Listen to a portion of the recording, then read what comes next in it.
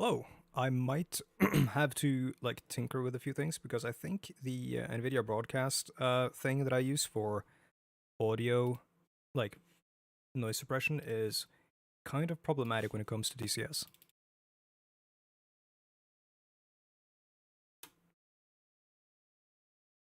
Also, can I find this song? There we go. Just have something on the background. Yeah, so I might have to turn off whatchamacallit. I'm sorry. I'm sorry, Sleet. What was I gonna say? Yeah, so I might have to fiddle with that stuff because it is kind of annoying. Otherwise, you'll hear like the mic getting fiddled with a little bit and stuff like that. Shouldn't be that big of a deal. Yeah, I was turning off NVIDIA broadcast. It'll probably be fine though. Just accidentally launched Photoshop while trying to click the NVIDIA broadcast thing. Give me a moment here. There we go, okay.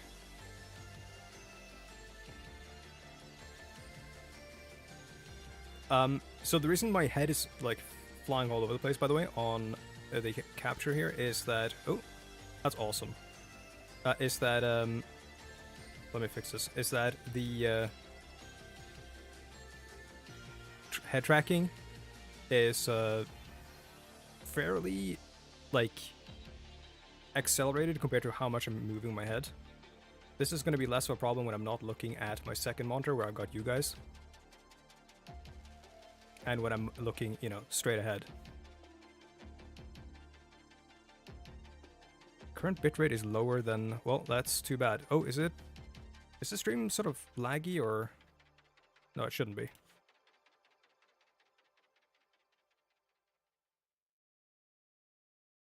What is 443? Nope, I've decided. Let's pop out the chat. I will be flying World War II stuff on YouTube as well, but and other places. Now, can I? Hold on.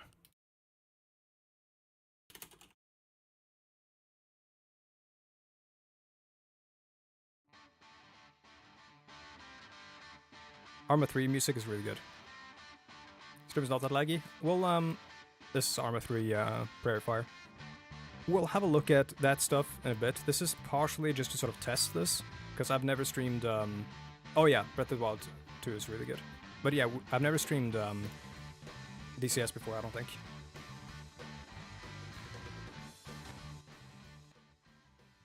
Do you guys just want to start rolling?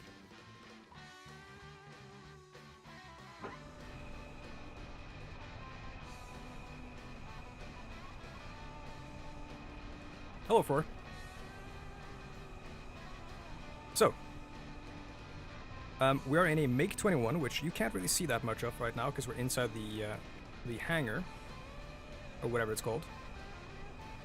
But we have a couple of things we have to do before I start here. First of all, set our infrared and our radar guided missiles to neutral so that we don't accidentally fire them off. Let me see actually if you can see them here. Oh yeah, there we are. Loud as hell though. Let me turn down the music a little bit. So, a few things you do here before starting up. First of all, let's set ourselves to the radio channel for our airfield, which should be 7, I think. Channel 7, so that we can actually communicate with the airfield. Let's reduce the net color here a little bit. The weather is fucking awful, by the way, here. So this is gonna be fun. Let's make sure we've been given the right... Oh, we're on the wrong radio channel. Is it not 7? Channel 7. Is it instead... Oh, we're not in Cogoletti. Where are we? We're in... No, we should be in Cogoletti, aren't we? We're in Vaziani. Shit. Okay. Baziani is... Which airfield is that? I don't see Baziani here. Is it here? Oh, there it is. Tbilisi Baziani, 11.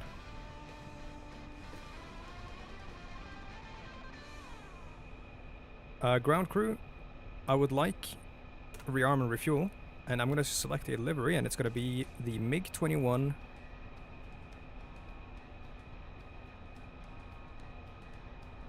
This might be one of them for... Let's see, where is it? MiG-21... There we go, black. Oh, a little bit of lag. This is going to get, like, FPS is going to get ass while we're on the ground here for a little bit, but... and our loadout should be correct. Yep.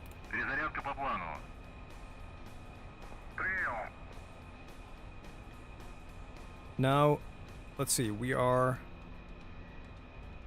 also looking for the RSBN for our, let me bring up the knee board here, for our airfield, which should be, let's see, channel 1 is our flight. Channel 2 is departure, channel arrival is departure, that's not true, that's 11. Or maybe it's this actually, this is channel 2. So the RSBN is what's going to help us find our way home later on.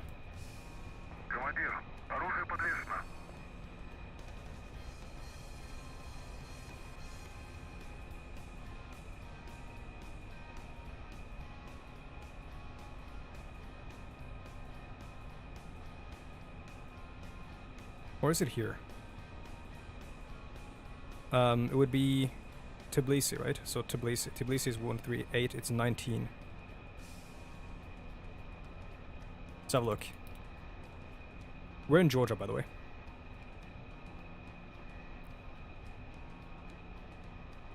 It's a little bit finicky here to to start with, but that's what happens when you play flight sim. Okay, I think I'm ready to get rolling. RSBN isn't sounding off, so I don't think it's working.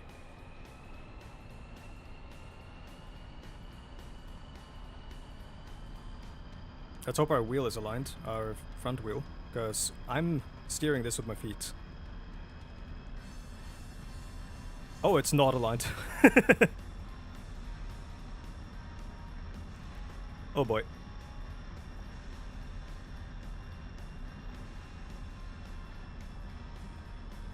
It's always fun when the MiG-21 gets rolling. That's our plane.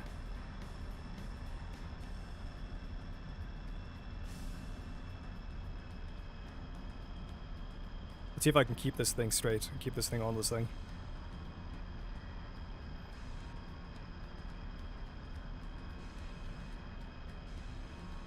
Oh, he's coming in fast. Chill out, dude.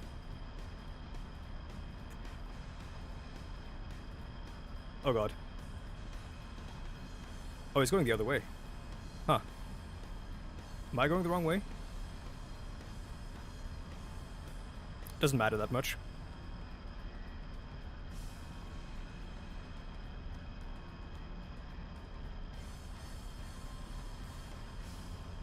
Just taking a sip. Roll, please.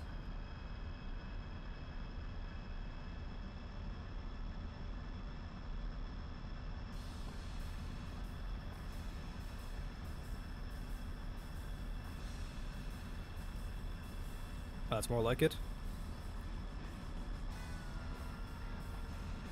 Oh, did not intend to abort takeoff. I'll fix it. Also really hope that we're taxiing to the right place. Let me actually ask them. I'm probably taxiing to the wrong place. Let's see. Where does he want me to take off? We're going up into the air to fight F4 Phantoms, which are... we're taxiing to runway 13. This is the... wrong way, I think. Well, this is going to get interesting. But anyways, yeah, we're taxiing... sorry, we're going to be firing air-to-air missiles at F4 Phantoms. So essentially, this is kind of like a Vietnam era engagement, where we are flying for the Soviets.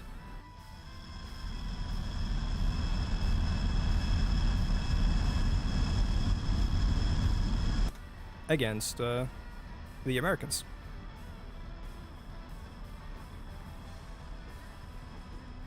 Let me know if you can hear me well and stuff.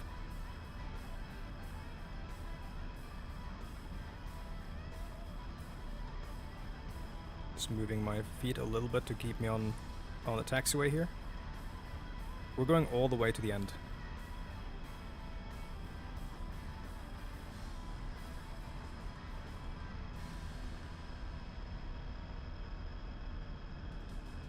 Oh. Yeah, we are taking off the wrong way, by the way. So, we might crash into someone. Can hear my radar warning receiver there beeping. There's a radar in that direction. It's probably this guy who just passed us over, or passed over us there. I'm gonna see if we can't wait until that's his afterburner going off there, I think. I'm gonna see if we can't wait until they've all taken off before we go.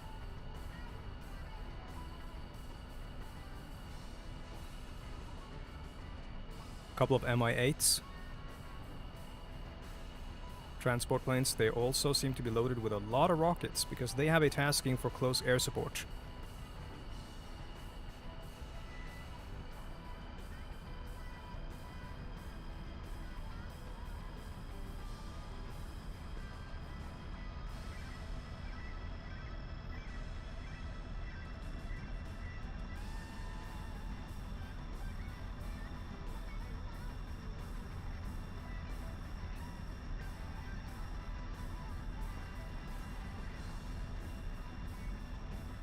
There's so much snow I can't see anything. Okay,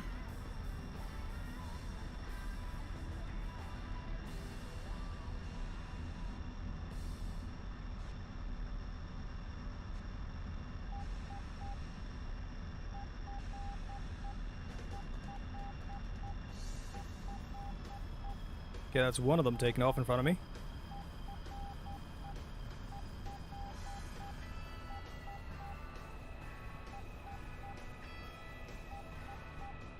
And we've got a couple of helicopters off there in the distance. You can barely see it, I'm guessing. Oh. My throttle is kind of messed up. It sometimes just fires off on its own. Hello, Max. Okay. Let's see if we can straighten this guy up a little bit. Remove the safety thing on the gear lever. Everything should be set up. I'm going to turn off the music while we're taking off, so you can hear... where did the music go? There we go. So you can hear the sounds of everything.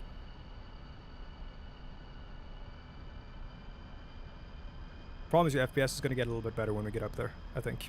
I hope.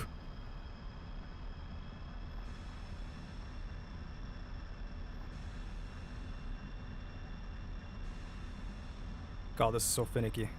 I hate the wheel on this thing sometimes. Okay, let's take off. Didn't ask for permission, but I think we're clear.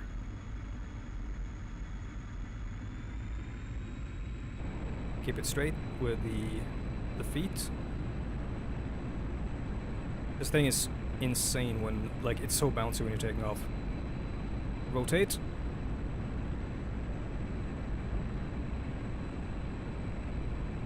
And we're off.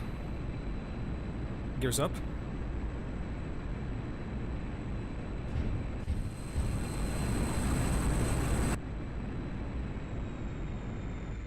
Throttle down. Gear lever down, so we don't use all of our pneumatic pressure. Flaps up. Flaps are up. Flaps to neutral. I'm actually gonna throttle up a little bit more because we're pretty heavy.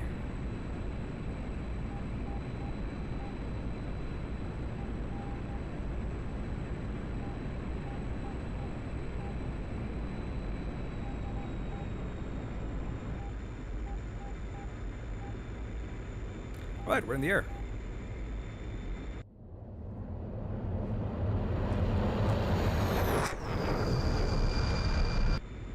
I also completely forgot to turn off my taxiing lights, but that's fine. Let's trim ourselves out with the hat of our stick here, the trim hat. So that feels kind of nice. For some reason the plane is sort of banking to the left, I don't know why.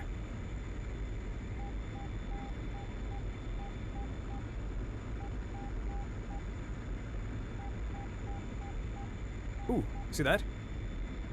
Tu-95 bomber, Soviet. They have propellers, I think. Strategic bomber. That, I think, is on its way to take out NATO anti-air defenses. We are going northwest, by the way, which is... we're kind of west, actually. No, yeah, we're going west, which is kind of towards the enemy. Let's have a look at our map. Where are we?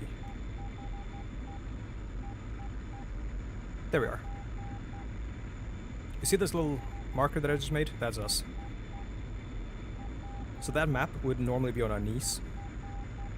It's called a knee board. And you would have to make those marks manually, I believe. Anyways, we're just gonna fly up until we get to a point where the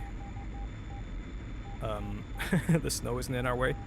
And we're going to fly southwest, and we're kind of just gonna chill and wait for the enemy to try to attack us, like our airfield. I'm gonna burn a little bit, afterburner on, as we try to get through these clouds. Let's have a look at the radar. Please ask questions if there's anything you don't understand here, and also let me know if the afterburner is way too fucking loud, because it could be.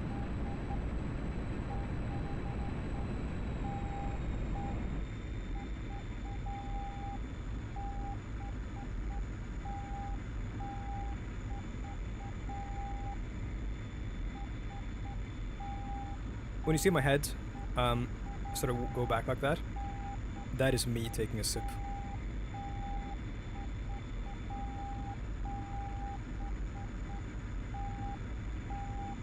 Just using the artificial horizon here to sort of keep me steady. My airspeed is fairly low. I'm gonna turn off the radar so we don't burn it out.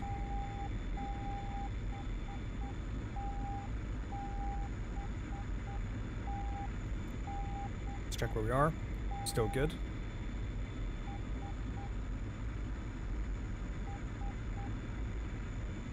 Let's also set our missiles to the anti-air semi-active radar guided missiles. I believe these are what in like the NATO brevity code you would call them Fox 1s, meaning that you have to guide them in all the way using your radar. They're not like Fox 3s, which like an example is the AIM-120 used on a lot of NATO planes,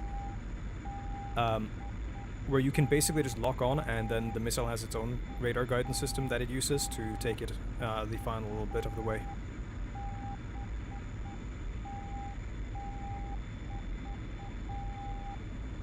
There's our wingman. Oh yeah, I should probably talk to him. Hello, Izzy. I think it's channel 1. Formation, I want you close. Oh, we're kind of close already, I think. Oh well.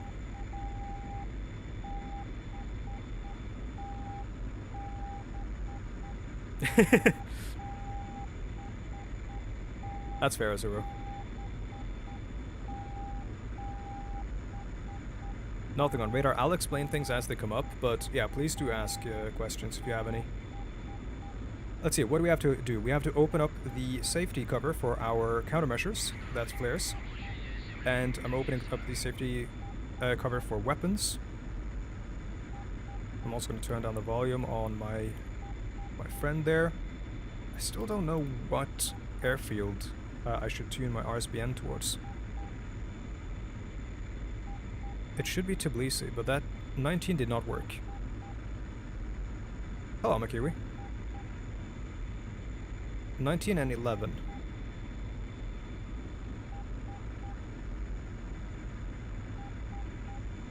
Hello, Antonio. Oh, it's working. Okay, so that should take us back home whenever we need to.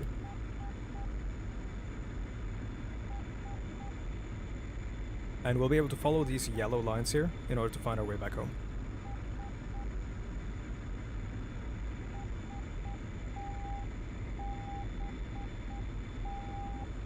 Check the radar. We're clear. It's gonna be a lot of this for a little bit. Until the enemy F4 Phantoms, if they do push our base, which I think they will. There's no guarantee, because this is all dynamic. But if they do push our base, then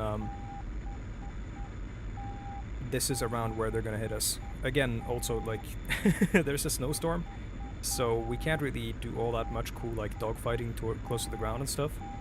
And I can't really fly that low.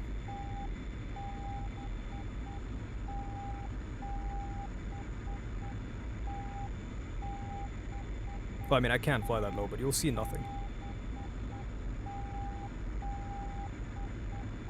Okay, music can go back on now.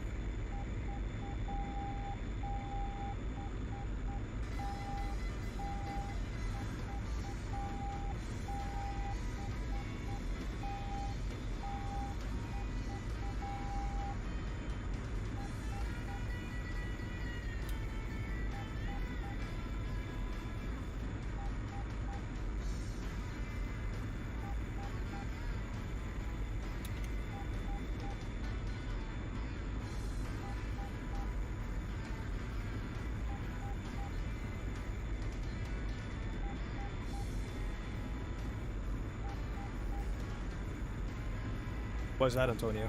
I'm so excited for them to add the F4 to this. It's being made by the guys who made the Viggen, and it's really good. Like the Viggen, I mean, the sounds and everything are so good. We might have pushed a little bit too far. Let's have a look. Yeah, I don't know which country we're entering, by the way. This is not the Soviet Union, but I think it might be Turkey, so they're enemies as well. You can make your scenarios be set in whichever time period you want it to be. So let me see if I actually set this up correctly on this campaign.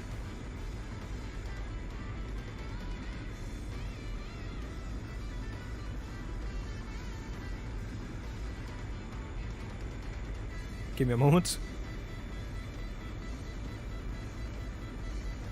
There are very many airfields.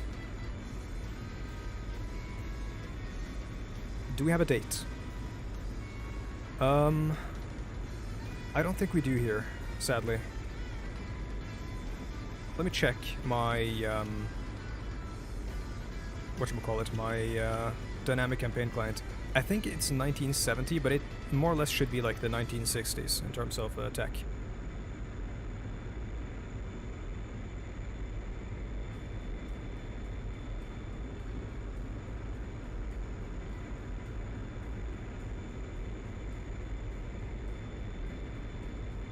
So essentially, you're not seeing any, like, beyond visual range type weapons, really, or anything like that in this. Everything is going to be kind of old school. And this plane? 1960s.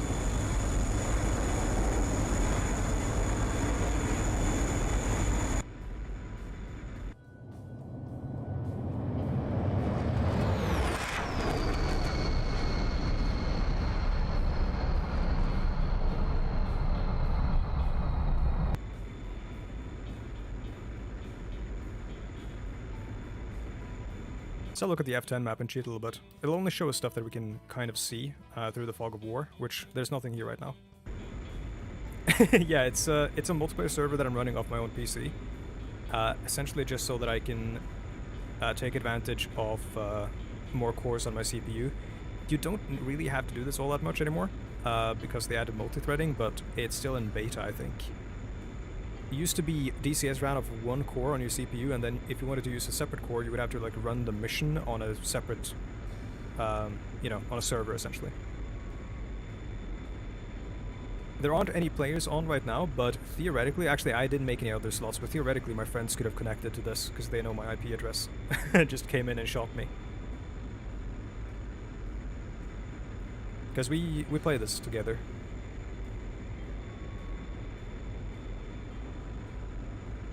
Don't know if there's anything else for us to play with at the moment while we're waiting.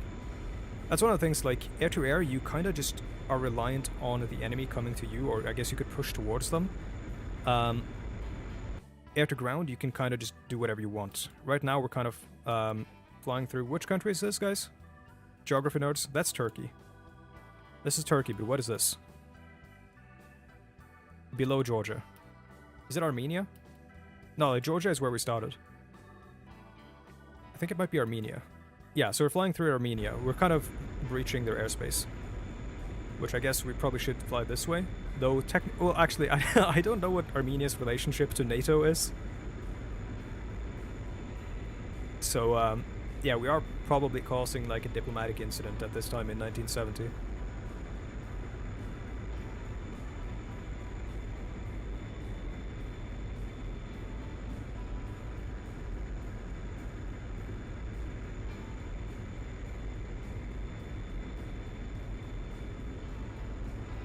I do love the way the light looks.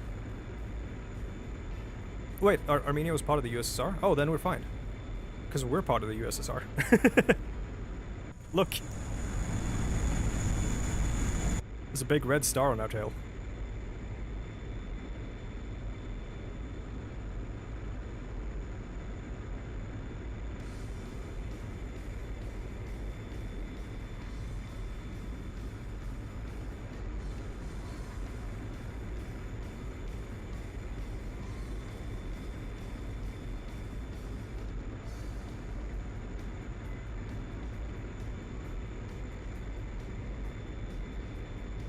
Yeah, I know some of that stuff. I'm mostly referring to not World War II, like Cold War, 1970.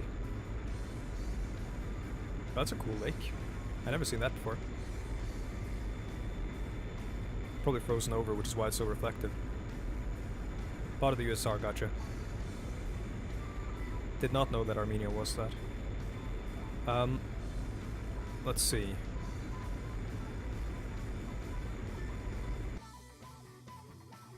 Do we have anything on scope? No, we don't. We have F4s that are pushing along the, like towards the front line, I guess. I guess we could return towards the front line in case we could help out there.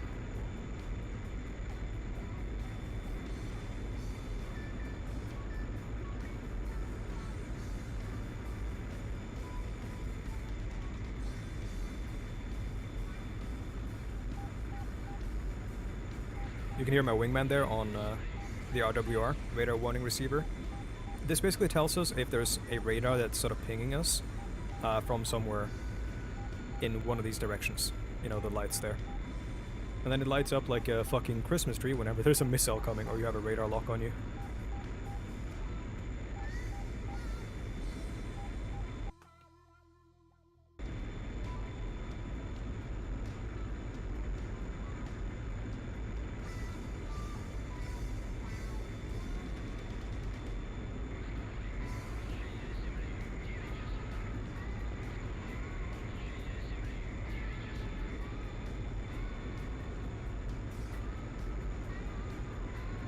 We could go higher, but if we do, then our radar isn't going to be as effective, because the radar is kind of, let me see if I can illustrate with the mouse here.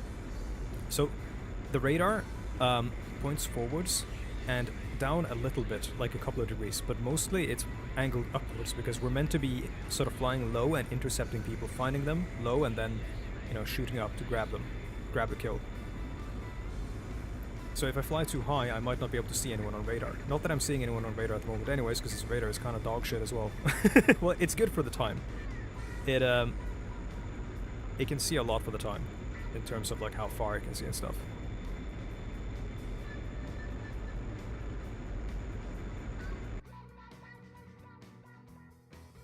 I think those F4s are going in for...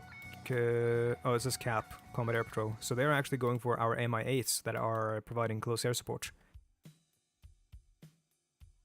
That's not good. Though I don't want to get too close because NATO has Hawk, like anti-air missile systems over there. Spike 9 o'clock. That's probably from the Hawk.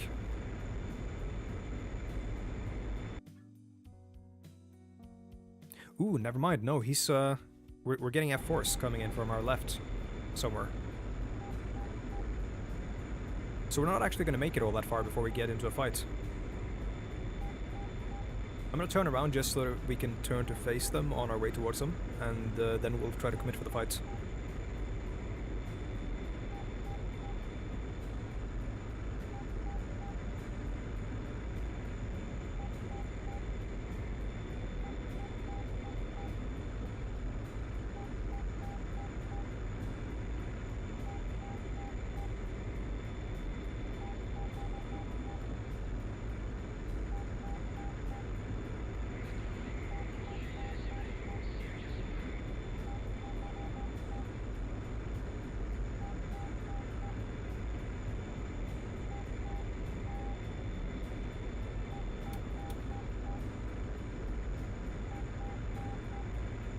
Let's see.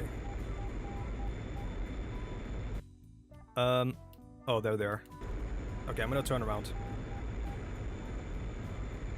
Keep the radar off a little bit, actually, until we're turned fully.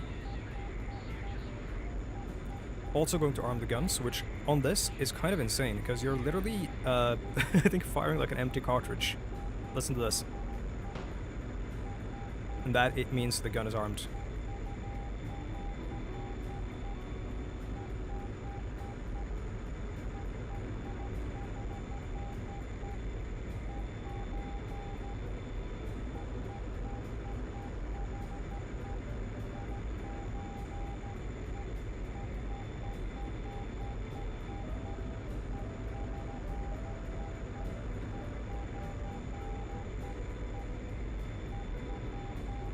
I think I see them.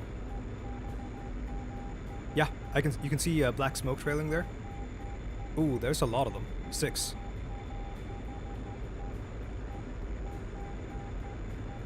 Let's turn in.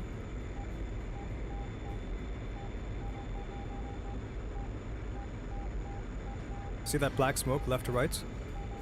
Right over the clouds.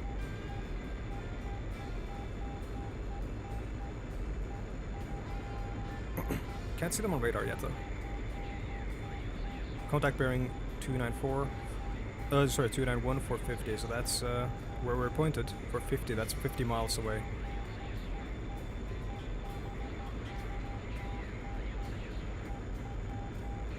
You can also see the RWR is lighting up like a Christmas tree.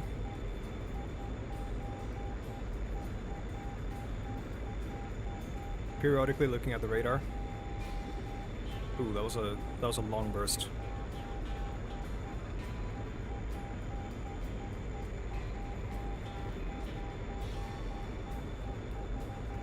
Oh shit, we are actually really deep in. Hold on, where are we? Okay. I think I'm gonna go for whoever this is instead, so that we can escape.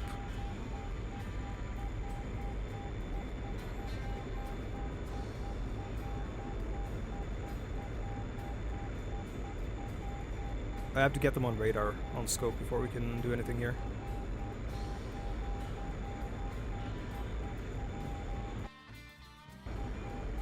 Where are they? Are they low?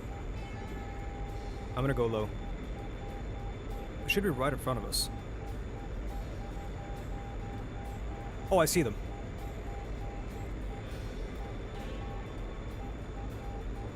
Switching to infrared. Tone, but these are rear aspects, so I can't really shoot. He's popping flares over there.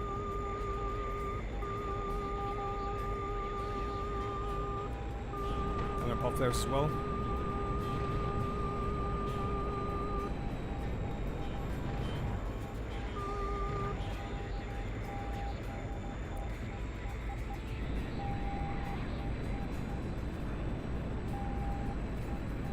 Avoid the nose.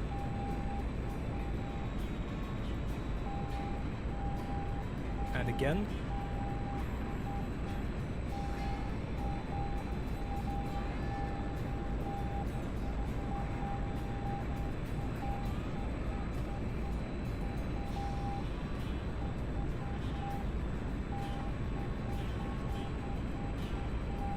This thing is so unwieldy in a dogfight.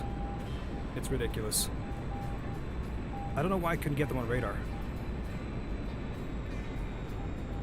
I have one up on my right there though. Never mind, lost them on the radar.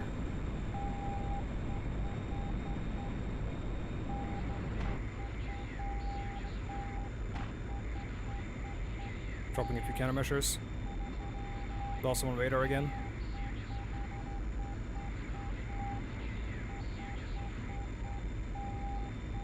I think I'm gonna dip down into the snow before we get shot out of the sky here.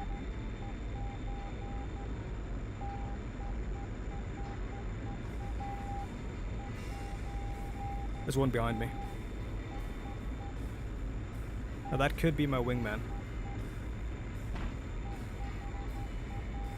I think that's my wingman.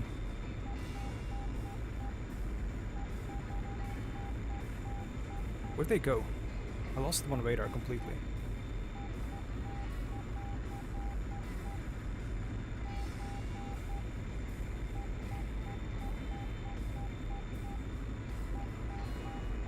Oh! Oh, there's so many of them here. Come on, lock! Oh my god.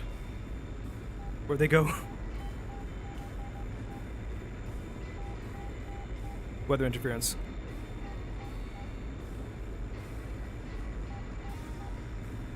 We're all just sort of flying through the clouds here, trying to get each other on radar.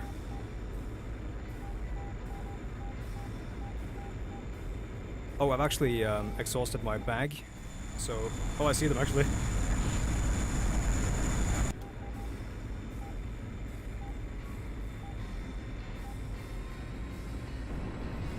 Come on. Oh, it's gonna disappear in the snow, and my infrared probably won't be able to track.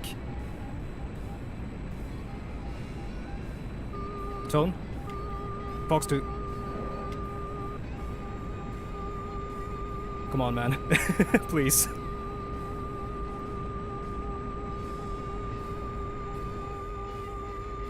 Hit him. FRE damaged.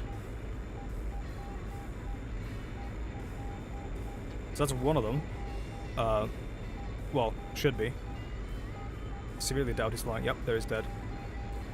There he goes. Now how about the others?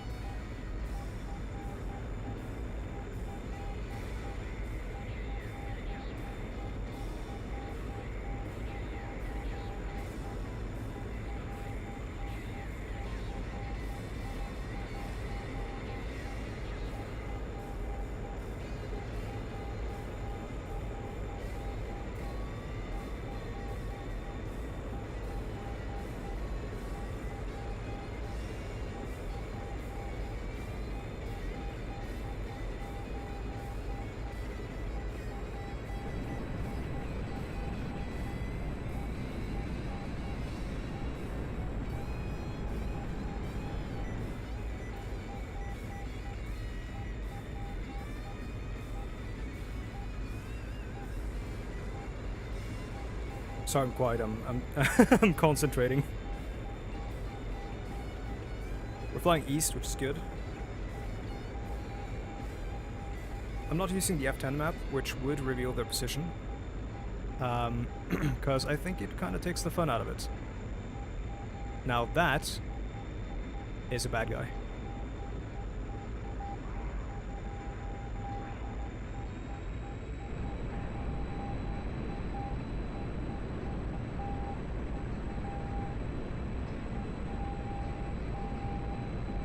Yep, confirmed. One line on the radar there means it's enemy. Fox 1. Which is the NATO gravity code.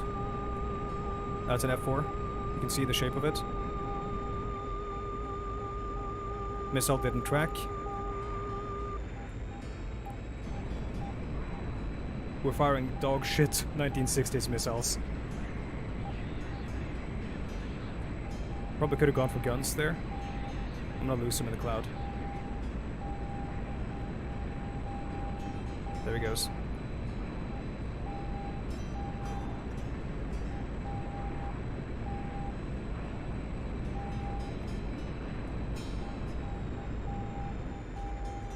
Like, you can't see anything on the radar here.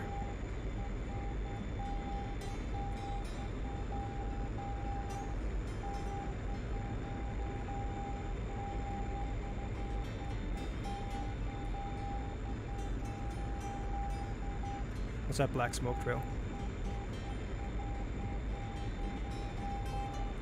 F4s have a very distinct, thick black smoke trail, which made them very visible in the Vietnam War, I think.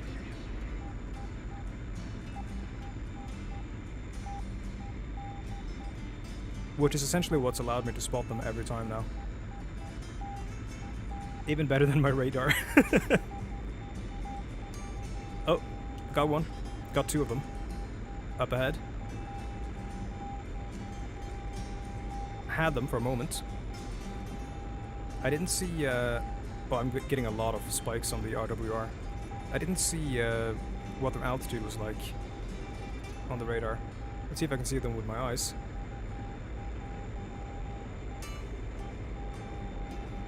Oh, there they are. On the radar. Little line. Lost them.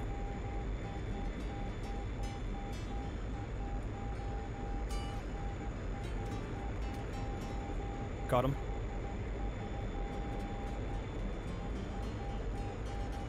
Fucking clouds, man.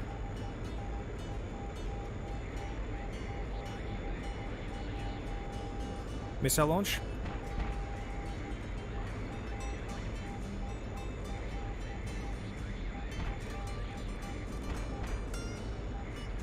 That's me popping countermeasures.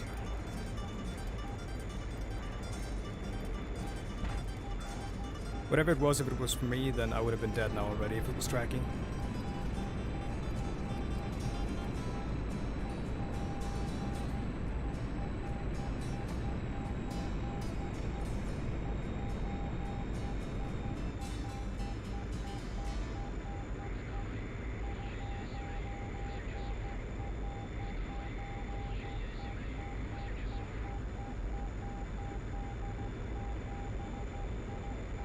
I think my wingman might have been shot at, and it wasn't for me, but you can never be too sure. Where the fuck are they? Okay, I'm gonna check the F10 map. They're all the way, like, they're all around us. They're out here somewhere.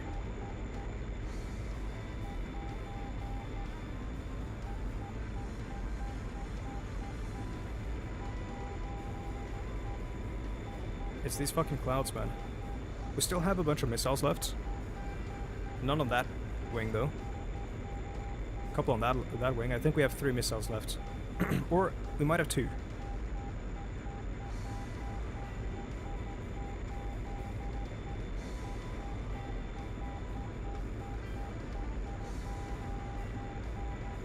I'm not gonna go into third person and cheat to have a look. There we go. I hit the IFF button, it turned into a single line, that means that it's enemy.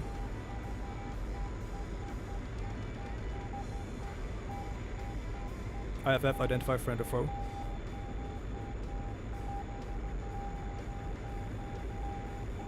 We're at the same altitude, because I saw 2 lines, one above and one below.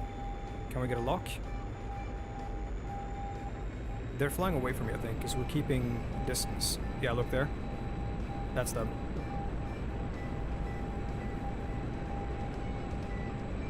Come on. I'm not getting a lock. How about this one? We've got a lock. And now to follow them until we can get in range.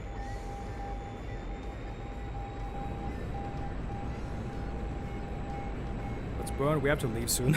We're almost out of fuel. Fuel gauge is down there. Are they going afterburners to try to get away from me? I think he might be pulling me into the enemy, like enemy areas. Oh, I'm dead. He chose such a... Oh, I chose such a good time. Eject. Did you see that? So he actually was doing exactly what I said he was doing. He was pulling me. Where did I go down? He was pulling me towards, I think, here. He was pulling me towards these Hawk anti-air systems, and they fired on me. And then, you know, I got hit. And I went third person just in time. See, now he's coming back. Now that I'm dead.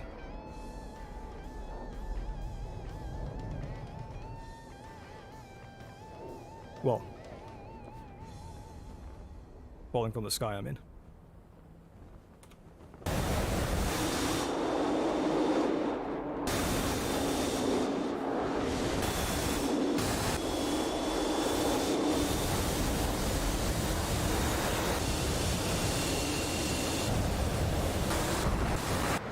Sorry, very loud.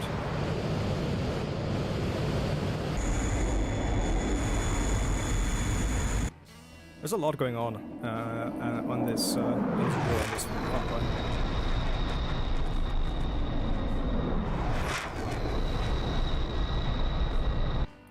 Okay. Well, since we're just falling, there's our map. Since we're just falling, I'm going to, let's see, go to this screen so that you don't see any IP addresses or anything.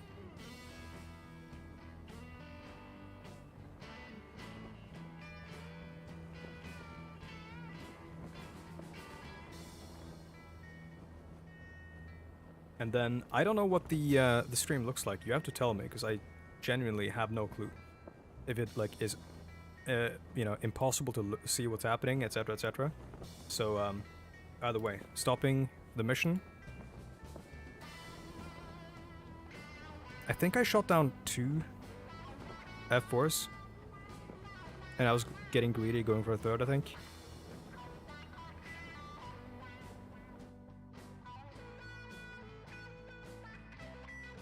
You can't see this, but 5 of our planes got shot down, 4 of theirs during that entire mission. Actually 6 of ours. But a lot of their ground units got destroyed. I have like a separate client that I can't really show you at this time. That shows the front line and everything, and every single unit on the map. It's very cool.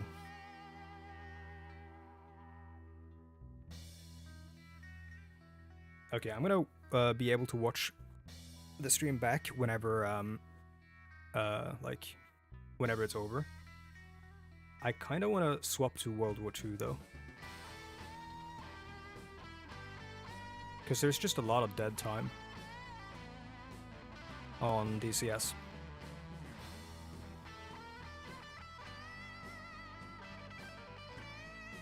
Let's do that. I'm gonna do 1 World War II, 1 DCS. So I've done 1 DCS, I'm gonna do 1 World War II mission, and then in IL2, and then afterwards, maybe RimWorld, depending on how I'm feeling.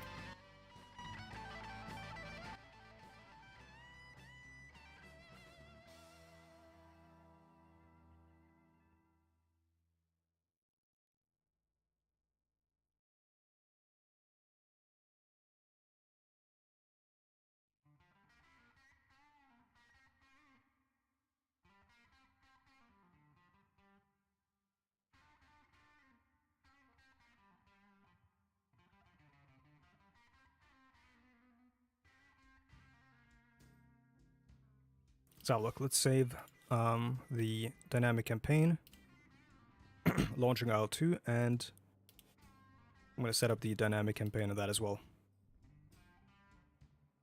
In this case, I can actually use my noise suppression, which I couldn't earlier, to probably a lot of people's great horror, because you will hear the every smack of my lips and so on and so forth, every time I mess with the microphone, all that stuff. But now I can use it.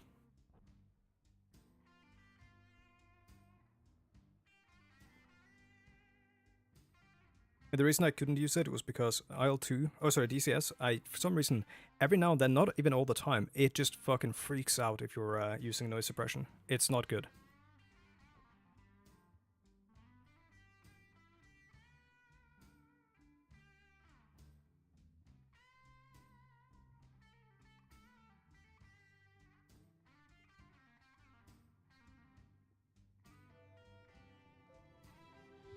Oh, IL2 has music of its own.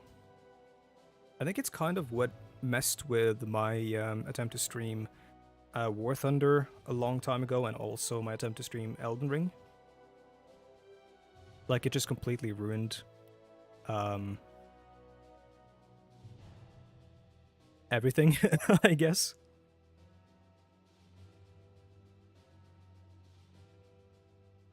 I think it's like the GPU usage or something just fucking spikes in some games for some reason, and then is completely fine all the other time though. Here I can actually, I think, show you game capture.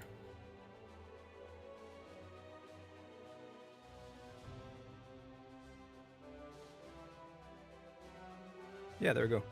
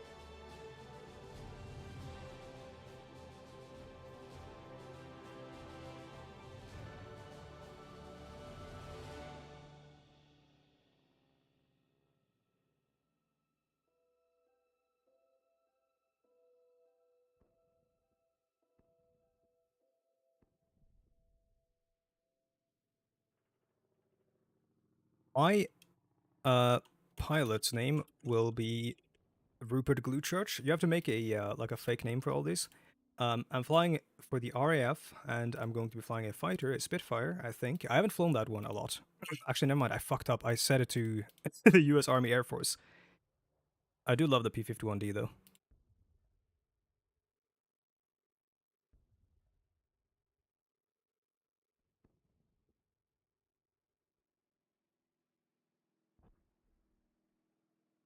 Some of this, like my IL2 gameplay, is going to YouTube because I'm going to be posting a short 4-episode series, um, where I'm flying the Hawker Hurricane, and that looks okay, visually speaking.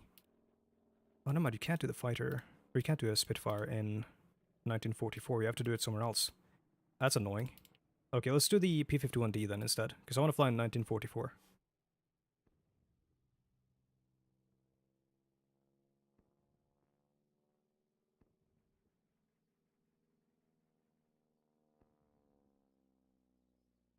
And his name is going to be Robert Americaman. Fighter, flight officer. We're flying for the...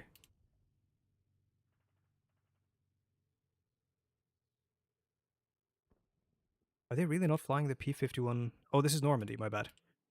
Bodenplatte, there we go. Sorry, I'm doing stuff all off screen that you can't see.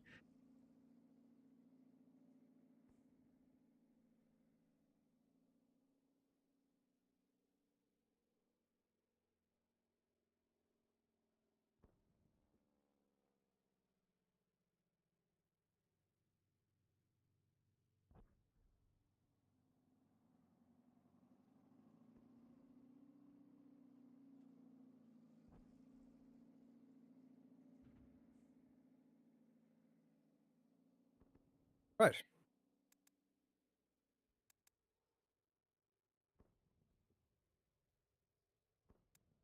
Um, Let me generate a mission real quick, and then we'll fly it.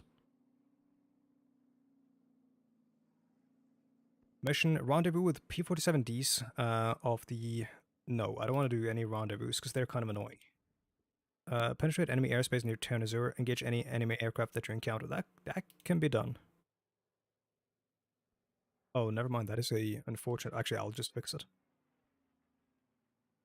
There we go.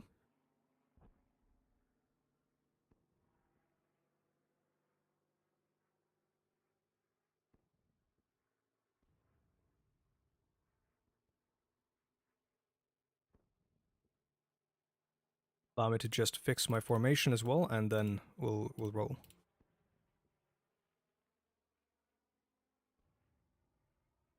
Accept mission. Alright. One moment and we will be in this plane.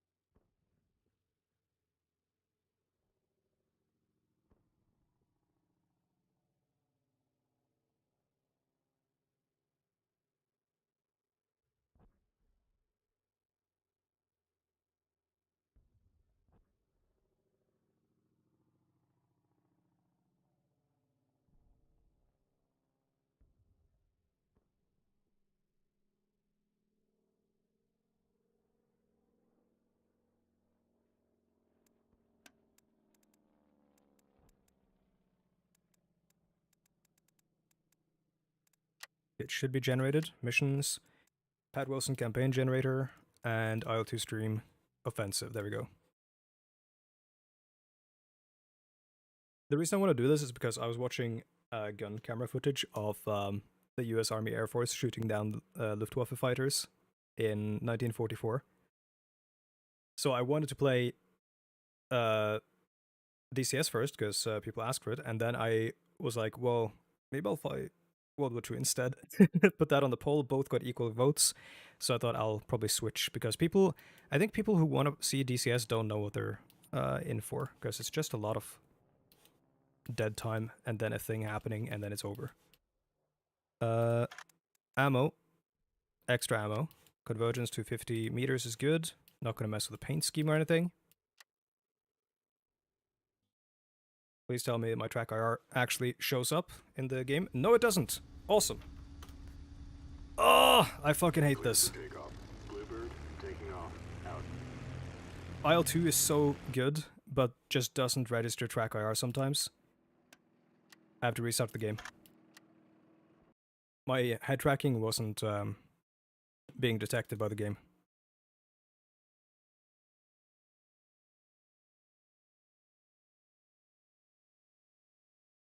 Oh yeah, we're not flying a Spitfire, I'm flying a P51d. Because I realized you can't fly the Spitfire in 1944 apparently. Which is kind of strange. Well, at least you can't in the Pat Wilson's campaign generator.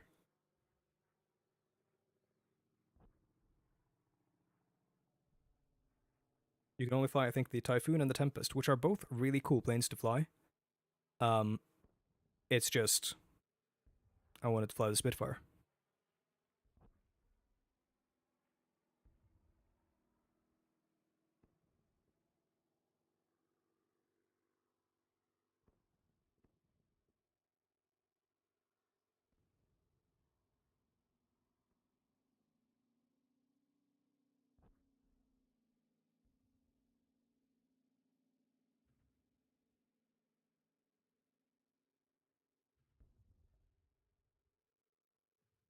Hello, Bobbage.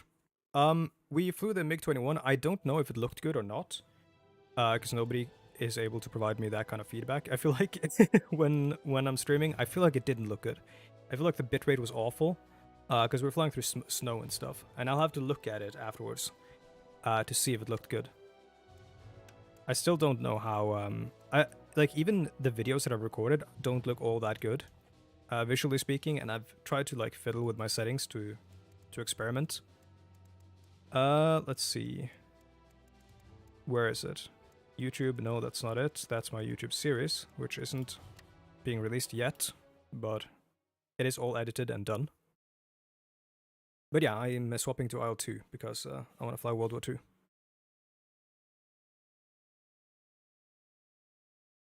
And I'm also going to change the name of the game, because I haven't yet.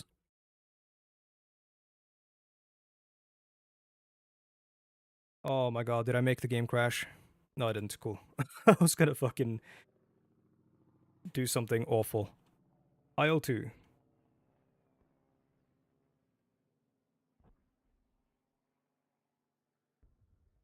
And the game is called Great Battles. It came out in 2013. I swear every game that I play is old. DCS came out in 2008, apparently, I learned.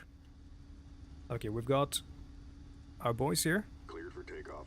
Bluebird, taking off. Out. I think that you're generally meant to be taking off with your canopy open.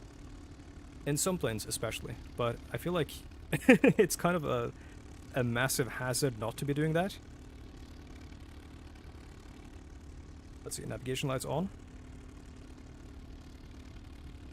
Let's reset the track IR so that it's in a good spot.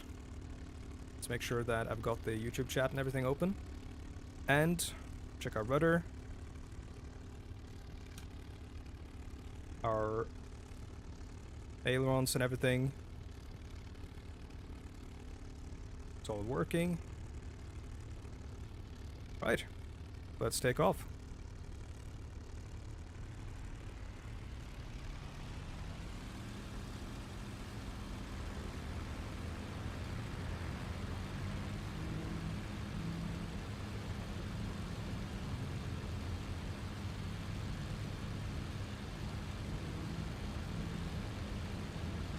I was hoping I could see them behind me.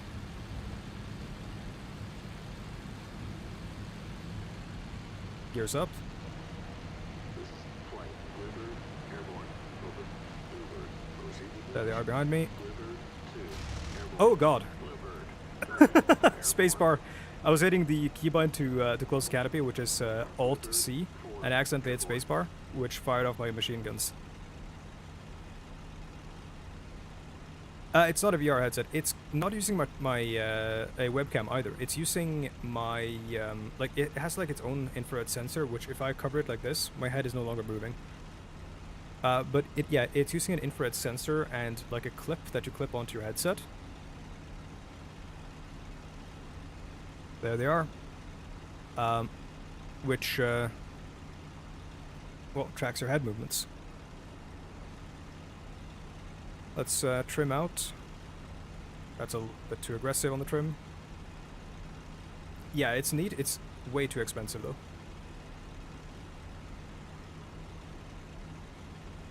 So yeah, I'm moving the trim there in order to make it so that I can basically let go of the stick and keep the airplane relatively straight. Let's also adjust our sight. So we are sighted for, I think, like let's see, 30 feet, 31, 32, 33 roughly. That is the wingspan of a German fighter. In terms of range, 250 yards. We are at 270 meters. We're at 270 meters, sorry, 250 meters convergence, which is where the bullets from both our wings will intersect in their flight path. So 250 meters out, and that has to be converted to yards because the instrumentation in this American plane is in yards, so 270 yards on this thing on the side here. Anything else we need to do? I don't think so. I turned off my nav lights because I forgot about them. Oh yeah, we probably should check our flight path. It's fine. We are meant to be going up to 15,000 feet though, which is kind of aggressive.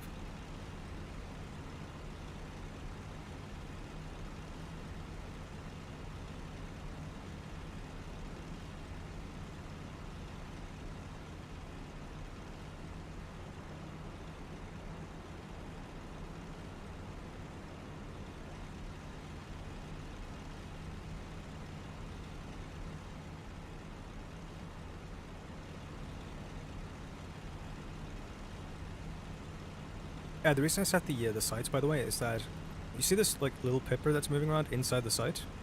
That is a gyroscopic gun sight. So a gyroscopic gun sight kind of trails behind your sight to show you where your bullets are going to land. And it only does so if you've got it set up correctly. So when I set the base, the width, which is this thing, I can't use the mouse, oh well, this thing right below the gun sight here, where it says 120, 180, 70, 60 and that stuff, when I move the little pipper there, I'm setting the width of the target, essentially, like its wingspan, you can see here. Now, the width of a German fighter's wingspan is 33 feet. I'll just ramp that one to the left, and increase the size if I spot anything but a fighter. Now, then you have the range, which is this thing, which I've set up. But if you see here, if I increase the range, the pipper becomes a lot smaller.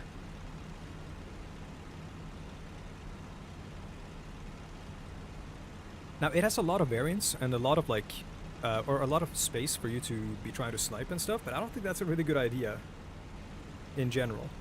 Because if you set the range for way too long, if you ever come up too close to an enemy, your bullets are going to, one, fly over its wings, and B, they're not going to be flying together at a certain point that you're aiming for. They're going to be flying towards a point that's on the other side of your target.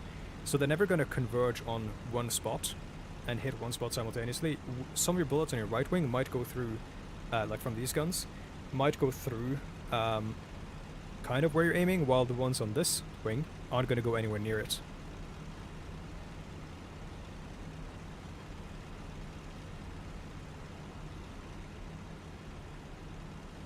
Anyways, we're just going to be flying up.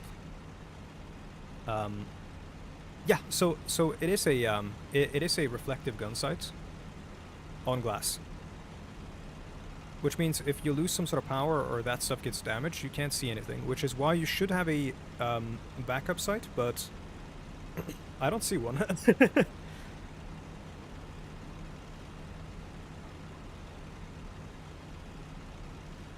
I think the Hawker Hurricane has like a manual sort of backup sight thing. There might be something you can do with any of this stuff, but I don't know.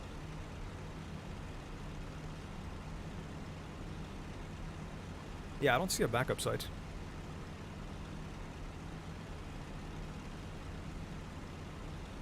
I can also set the mode of it, so this is just the gyro. This is the fixed reticle, which always points straight ahead, and this is the gyro and the fixed one. I like to use this one because it gives me a good indicator of where my bullets are going to be flying if they're, you know, as they're coming out of the plane.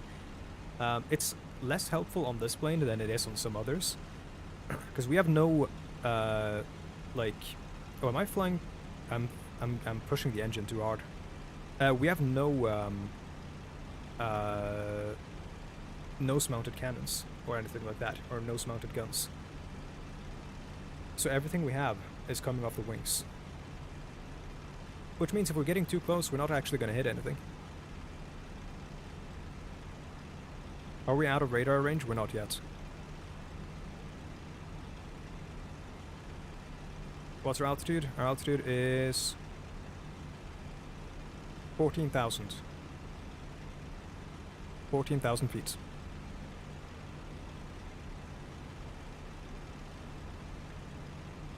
Alright, sit back, relax, wait until we spot enemies.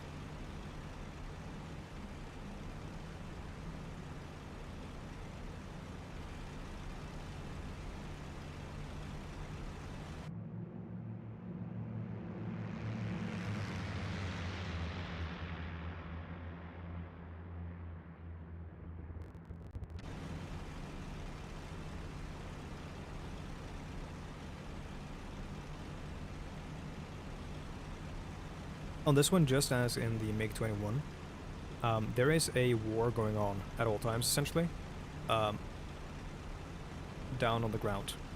Now, the front line, I don't know where it is, but if you go down there, you will get shot at by AA, and you will get shot at by tanks and stuff, taking pot shots with their machine guns. There's also going to be infantry and stuff in like little sandbags and other kinds of emplacements. I think this might be near the front line, because we're seeing smoke coming from this town here. From some industrial areas, it seems like. I don't know what town that is. That is... It's Giel. Hello, Zero.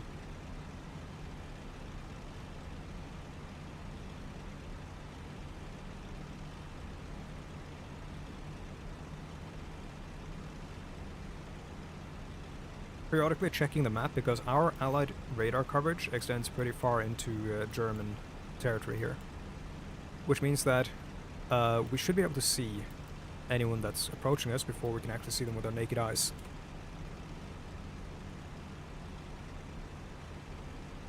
Oh, we're at 17,000 feet. I'm going to level out. Oh, okay. Well, hello again, Azura. I thought you might have left and then come back.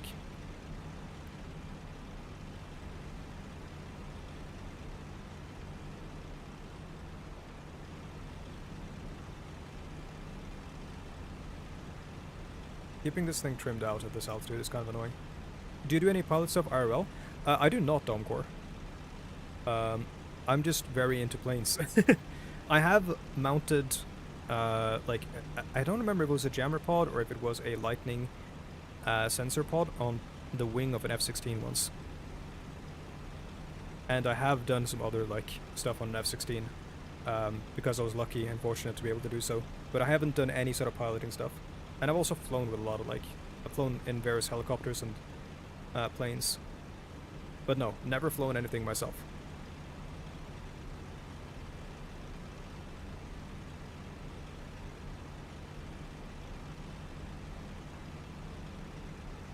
Do I give off the impression that I do pilot stuff IRL?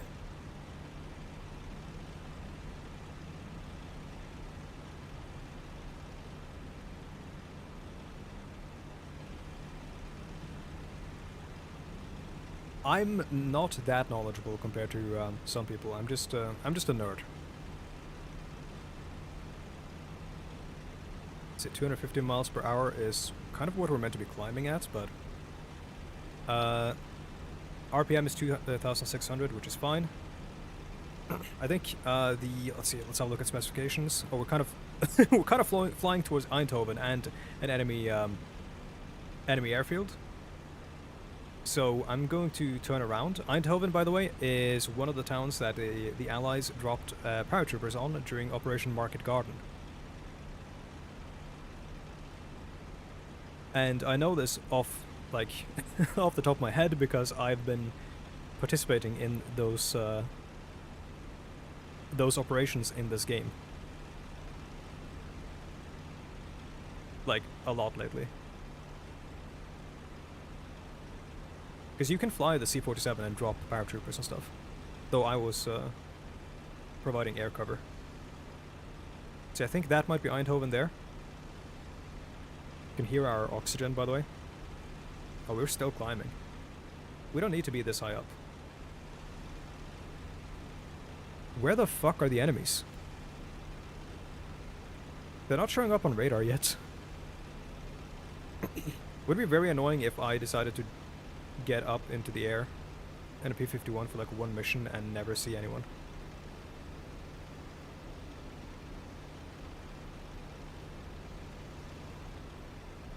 Ooh, that might be Eindhoven, because I see that massive German airfield there, or German occupied.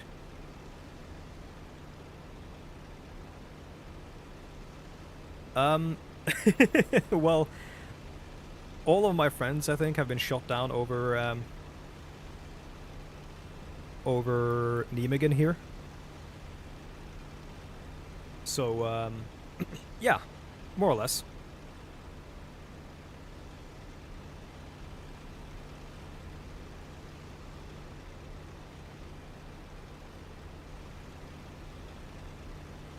Oh, also, I, like, dropped bombs on Allied troopers that were dug in over here. So, yeah, it's been going well.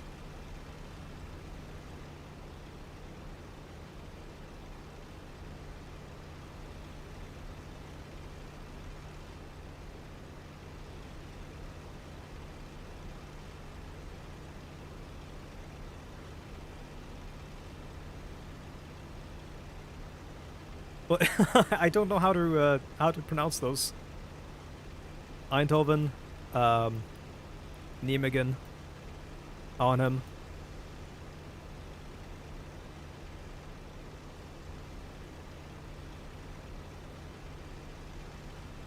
Let's turn east.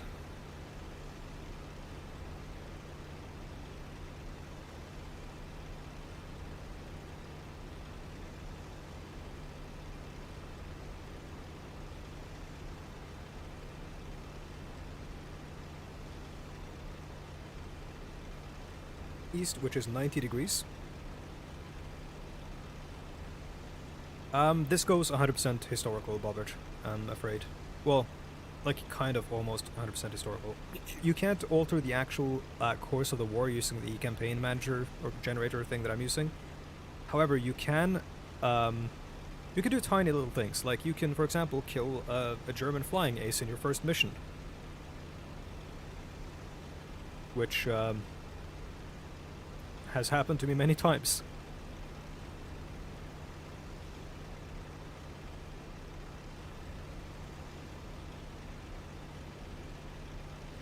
Okay, we're flying southeast, which is more than good enough.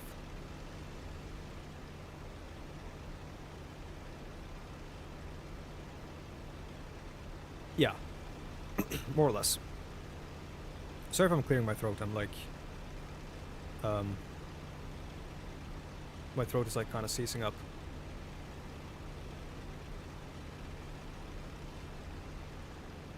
There's literally nothing up here. Bring the trim wheel back a little bit. Back forwards. I'm just trying to keep the artificial horizon sort of like a little bit below it, because that's where we'll stop climbing, because we're meant to be only at like 15,000 feet actually. Yeah, I have a full bottle here. Though you're gonna see this sometimes when I drink. Because of the head tracking.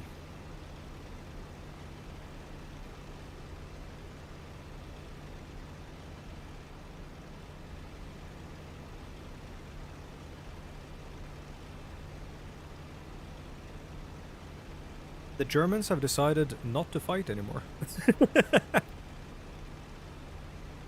Yes, Jimmy McCarthy, it is indeed Pat Wilson's campaign generator.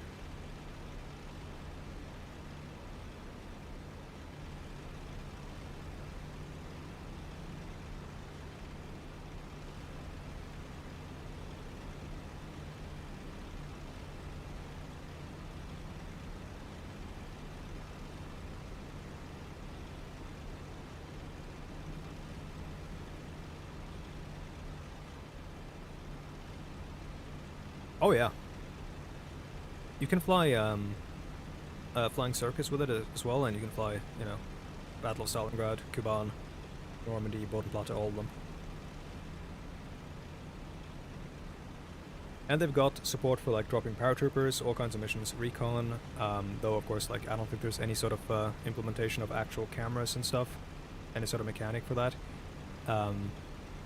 They've got, thank you Bobbage, they've got ground attack, close air support, that kind of stuff. Man, the fucking scratches in this cockpit. I was like, oh my god, that's a contrail. But I don't think conditions are ripe for contrails, because we're not making any, and I think we would if they were.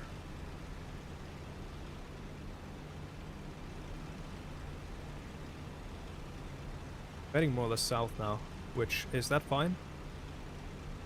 I think so, because that should be... I think that's Uphoven down there.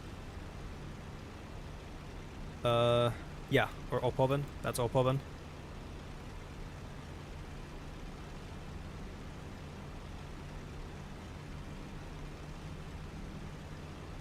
See if we can see any Germans.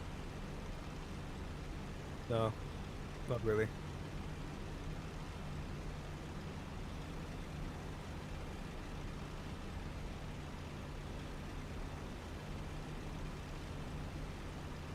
I'm getting the distinct feeling that the Germans have decided to take today off.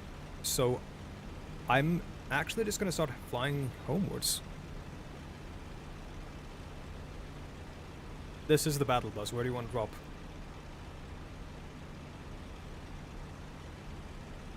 Gonna bring ourselves back towards, what's it called? Le Coulot East. And maybe not dive so fast that we fucking rip our wings off. Because I have done that in the Soviet plane. I dove so fast that I was trying to trim myself out, and I just fucking saw my wings fly off on both sides.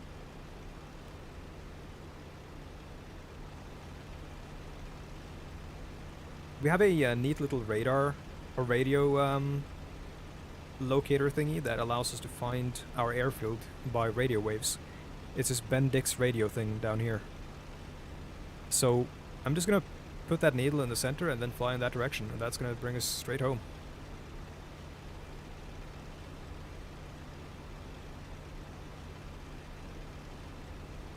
Snobby Shores. Is that a... Was that in original Fortnite? Because I actually don't remember any... Or I don't know any locations that weren't in original Fortnite. I remember Tilted Towers. Where'd my buddies go? Oh, there they are. It was? Okay. Oh, is that the place with like a little underpass? And all the nice apartments? Oh wait, no, is that the... that's the fucking... like the villas or whatever on the water line. With like the big old compounds or whatever. Why am I reminiscing over Fortnite? That's fucked up. It's actually a good game. I think people who get mad at it are just haters. It's like actually the best battle royale in my opinion. No Jerry's. I think they've just taken today off. I mean, I could do something insane and try to strafe a runway, but I don't think I'm gonna see anyone. I'm actually just gonna fly back and land and try another one. Like, try again. See if the next day brings any more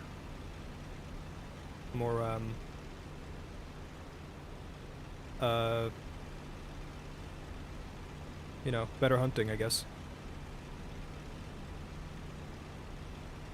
And also hope that I actually manage to land this thing. Let's trim down. Cut the throttle a little bit. You have to constantly adjust the trim, so you don't really see, like, so on the MiG, by the way, you had like a little knob on the top of the stick, which is also what I've got in real life on my stick, which you're using to trim the airplane out. And on here, you've got this wheel, which helps you. And you have to constantly adjust the trim depending on how much airflow is flying over your wings. Because that's providing lift, right? So you have to trim it further down if it's, you know, if you've got more airflow over your wings. Which is why I'm trimming it down a little bit as we're gaining speed now, as I'm, you know, trying to drop altitude. They spawned under you and snuck by. They could have, but I was a little bit higher than my prescribed altitude. But also, I mean, we have so much radar coverage, so they should have shown up on the map.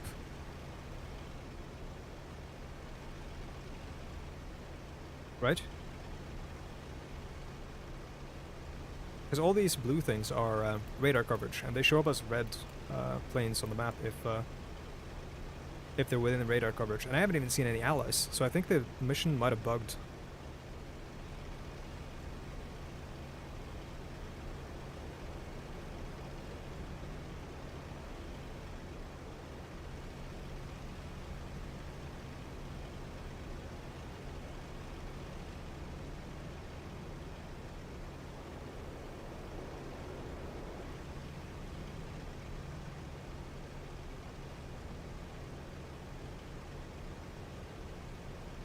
Oh my god.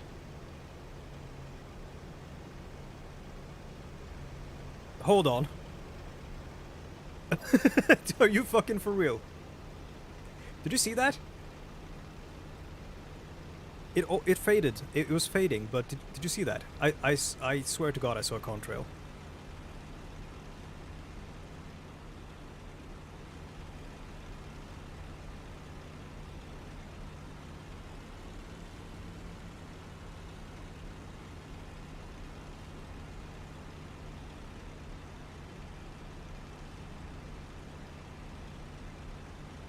I might be going insane. Yeah, I mean, it is also early war, but yeah, it's not as pronounced as here, and also you don't get that much radar when you're fighting on fronts that are like constantly shifting and stuff.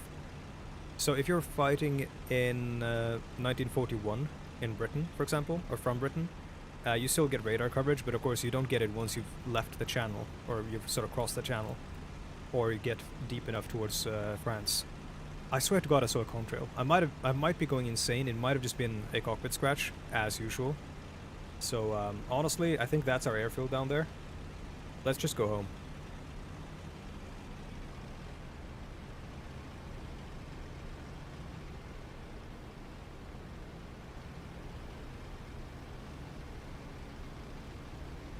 This is Bluebird 2. Requesting landing approach. Over. Bluebird, proceed. Bluebird 2. Roger.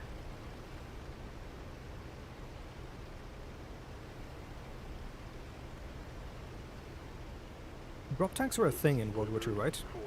It's kind of strange that they don't have them in this game. Bluebird, proceed. Bluebird 4. Roger. This is Bluebird 3. Requesting landing approach. I'm gonna be landing like without requesting landing permission, which is probably gonna make for an interesting landing situation. Okay, let's chill out here a little bit. We're going a little bit fast, 500 or 400 miles per hour. Could almost catch up with an ME-262 with that.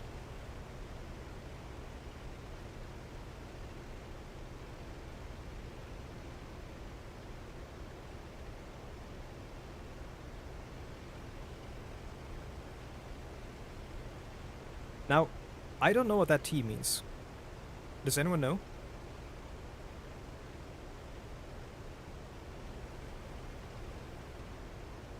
The white T that's painted on the grass.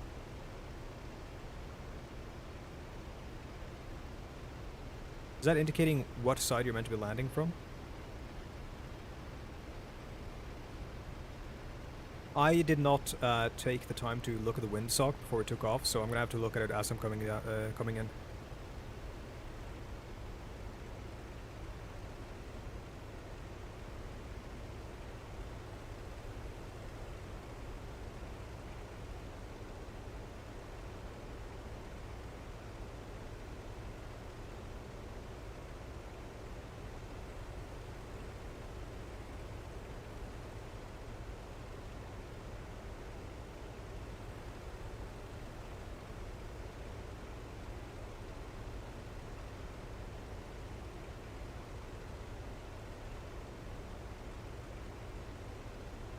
That's the windsock on that little tower there, I think. Can't see it yet because I'm too far away. Also going fucking fast. Slow down. Maybe it's not. No, it should be. That should be where the windsock is, but I can't see it. Maybe it's not out. Maybe there's like no wind. I didn't feel much wind. I've felt the aircraft buffet fairly aggressively before. So maybe there's not a lot of wind out today.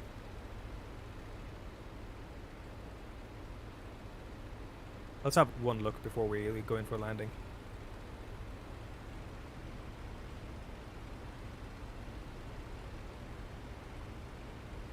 This also feels so much smoother to fly than the MiG-21, which is ironic considering the discrepancy in terms of like when they were introduced. Yeah, I don't see anything. Hello, Park P51. No windsock. Okay, then let's go in for landing.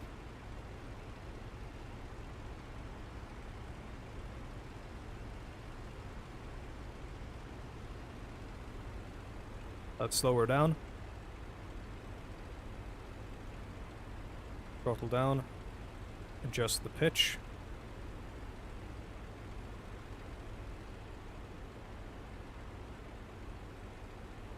I think they're landing from a different approach than me, which is going to be very unfortunate if we come in at the same time.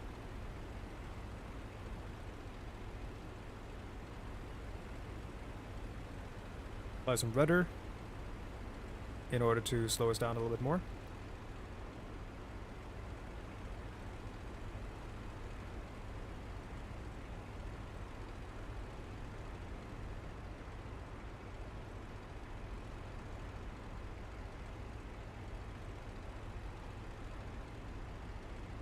Gotcha, thank you.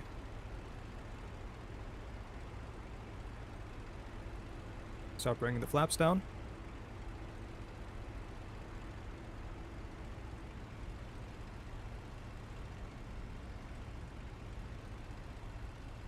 Bring the gear down.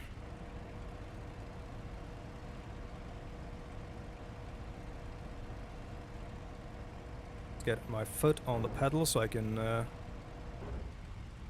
slam the brakes if need be.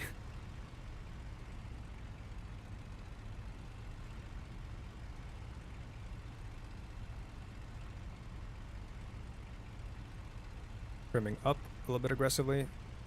Applying a little bit of throttle. We're probably going to hit the ground before I even reach the runway, I think, at this rate. No, it's going to be fine, I think. Ooh. A bit of audio glitching there. Yeah, this is like, there's no wind.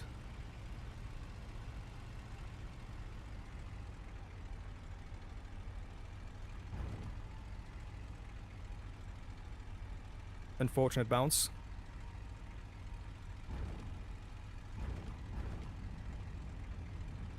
Easy on the brakes. Rudder just to keep us on the runway.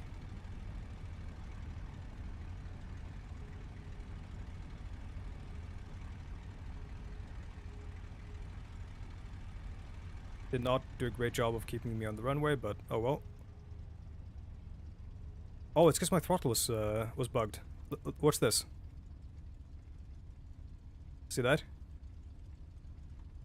That's me pulling it all the way back and it just sort of being finicky. But oh well, because you heard it didn't actually spool down fully until we got to the end of the runway. That's fine though. These things can land on grass, so it's not a big deal.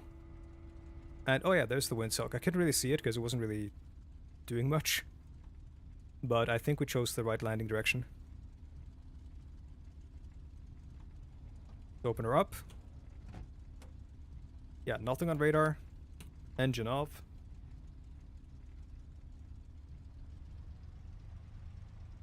Oh, fuck you, throttle. I like barely touched the throttle and it just spooled up for no reason. Let's watch one landing before we generate another mission. I forgot about these guys.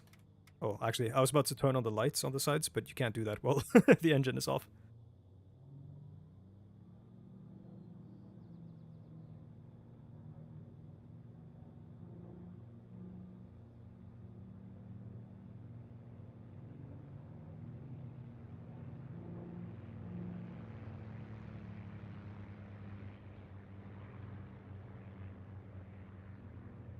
Oh, he's flying over it first, I think. Oh, no, he aborted his landing. His flaps went back up, and his gear. I think he doesn't want to land because I'm kind of close to the runway, and he's scared. Okay, let's finish the mission. And I'm going to generate a new one. Hopefully there's going to be some more action. Does he have damage? I don't think so. I mean, I don't think there's any reason he should have. We haven't fought anyone, and we didn't even get shot at by flak. Which is also a reason I think the mission was bugged.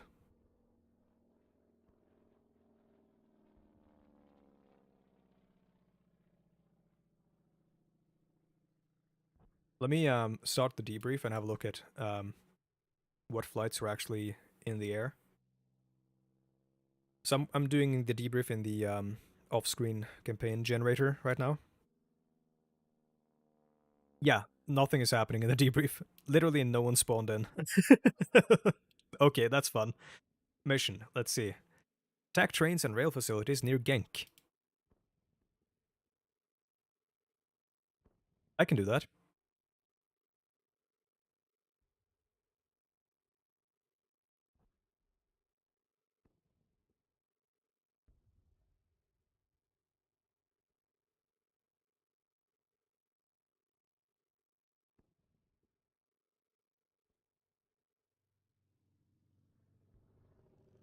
Okay, it's going to generate the mission. In the meantime, I'm just going to go use the bathroom. Be right back.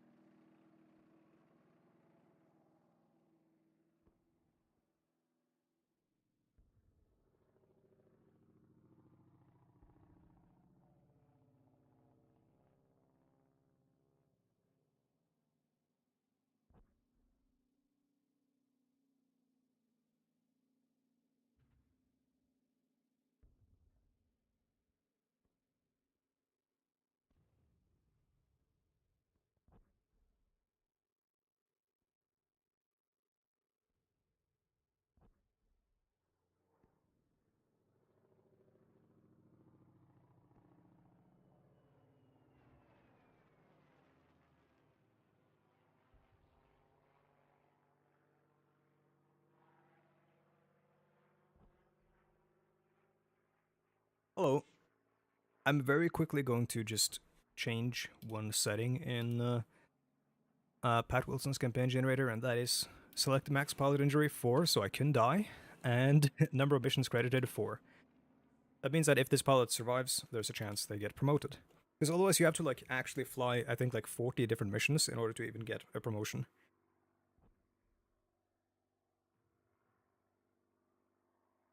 Let me see if I can show you Pat Wilson's campaign generator without it being too annoying.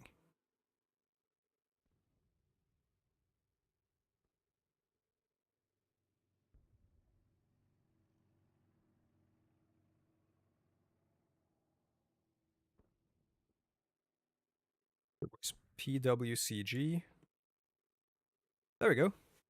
There's Pat Wilson's campaign generator transition. So we are flying as Robert America Man. It looks like this. We have a flying wing. There's what's his face from Stargate SG-1.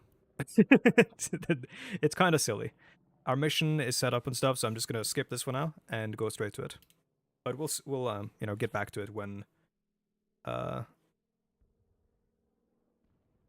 we're back to, or when we're back from the next flight, if we survive.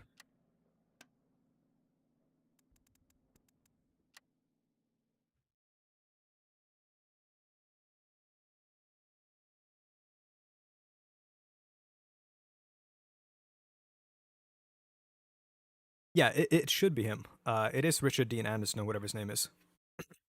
All of the like guys there have these like weird photoshopped in like faces from people from a lot of pop culture, I think.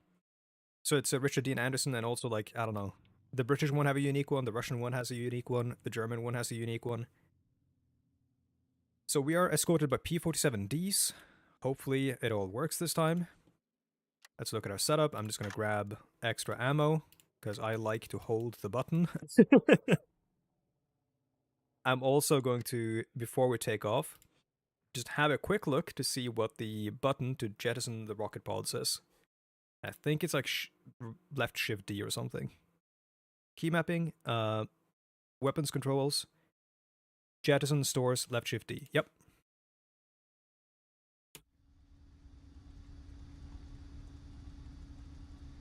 Cleared for takeoff. Thank you. Bluebird taking off. Out. In just a moment.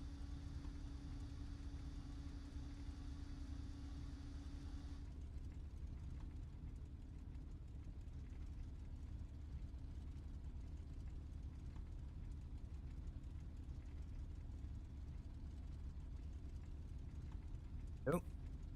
Just getting my seat and everything oriented. Track IR recalibrated. And nav lights on. Feet on the pedals, even though I'm not actually using the pedals for rudder on this. It's kind of finicky, I feel like. So I'm just using the back of my throttle, which has a rudder, like wings or whatever, that I can use my pinky and stuff on. Anyways, let's take off. Actually, no, wait, let's actually check the flight plan. 3,000 meters, or sorry, feet, 3,000 feet, okay. We have to make sure we hit this rendezvous, so we fly past TNN, past a railway, and then turn right. Otherwise, those guys aren't going to follow us. This one pulls to the left, so a little bit of right rudder. Did not open my cockpit this time. Or my canopy, probably should have. Oh boy. Going full blast on the throttle just to get off the ground without anyone hitting my ass. Rotate. Gear up. Throttle down. I didn't use flaps, and I generally don't use flaps when I take off with these. It's generally speaking fine. I do it when I take off with bombs though.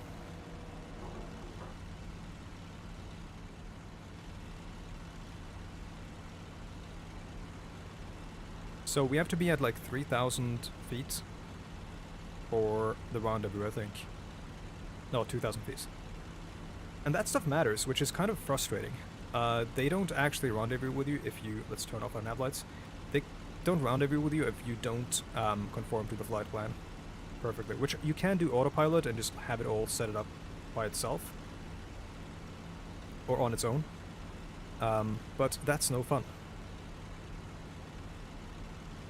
Where's the railway? Where are we?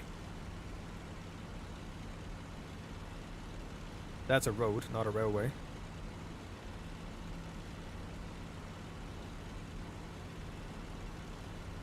Please, radar. Okay, right. That is a railway. It just doesn't look like it.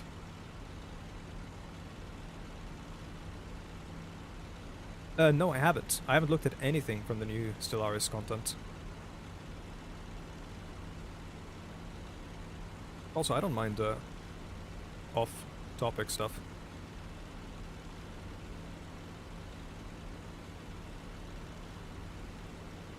Hopefully we should be around the rendezvous, prescribed altitude and everything.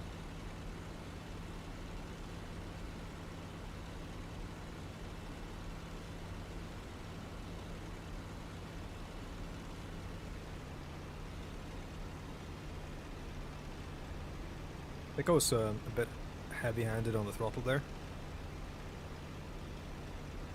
We might also be too fast for them to even rendezvous, which is also an issue.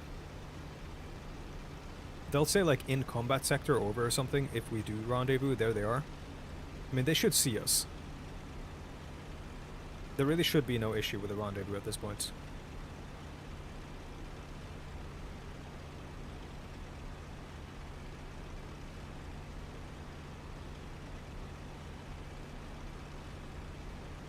Bluebird, this is White, Cleveland, in combat sector. Got him. Over. Escort is with us, so we got P47Ds above us. 3 of them, I think.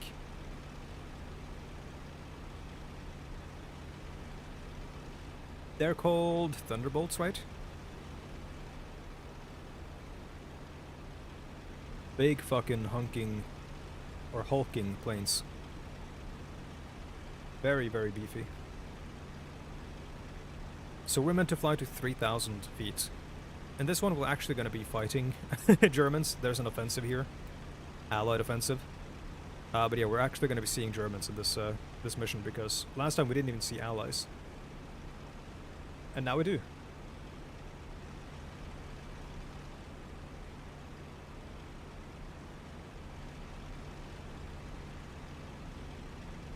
Wait, how so?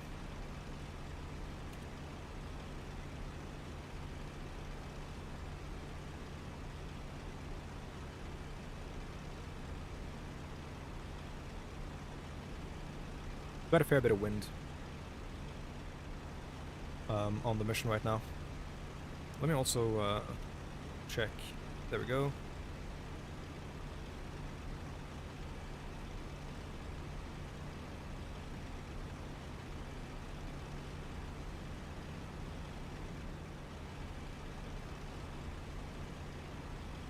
That is annoying. Especially with some civs, I like the idea of the generals becoming like politicians and stuff from their exploits.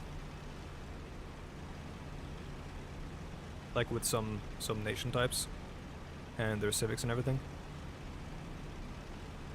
We're a bit high up. I think we're meant to be at 3,000 feet, but I don't mind having a little bit of extra energy in case a bunch of Germans jump us.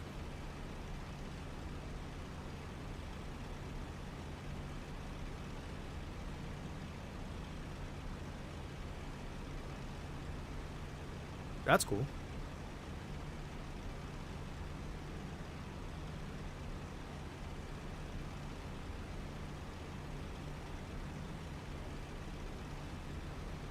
Yeah, look. Look at how the plane is sort of buffeting from right to left. You can see it really clearly on the gyroscope. That's the wind.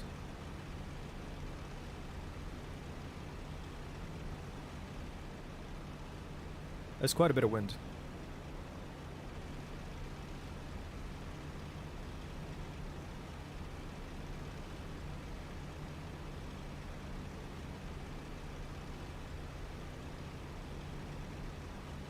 Oh, we got Germans to our north. somewhere. I don't see them though. They might be high. Okay, I'm gonna turn in a little bit. We need to get ooh. Oh, there's a lot of Germans. We also have friendlies that are doing ground attack in the region. I can actually see one off our nose right now, off our 12 o'clock.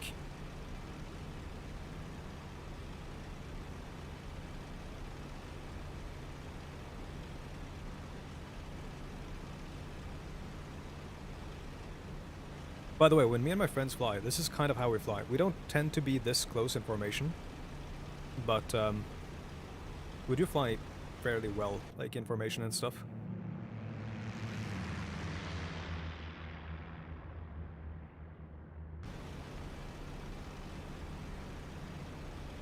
You can do this stuff in multiplayer quite easily. There are so many Germans over there. Where though, and what are they doing?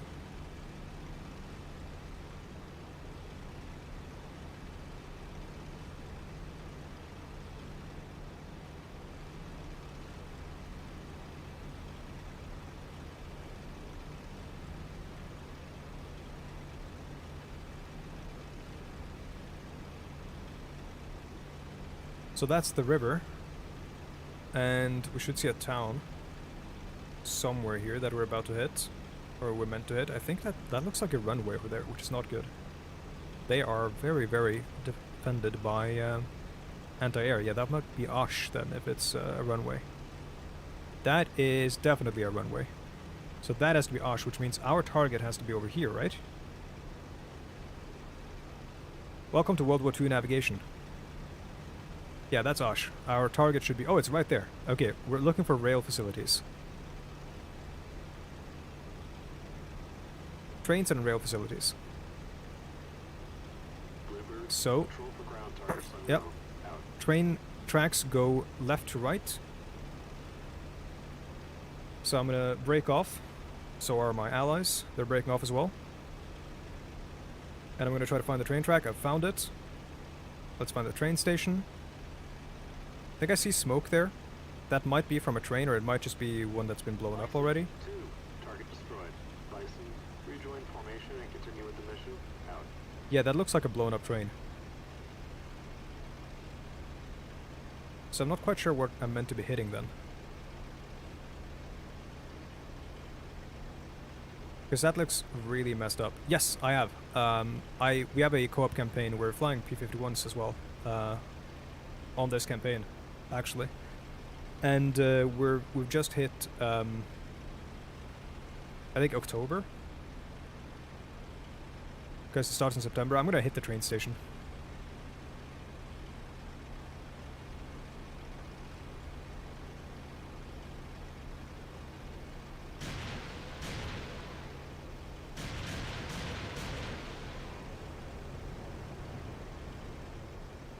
That was enough to blow it up, actually. Yeah.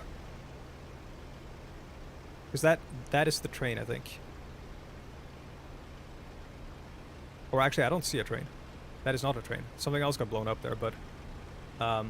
yeah, I don't see a train, but I do see the train station, and it's gone now. Ooh, that's anti-air. Okay, we're leaving. Look at that.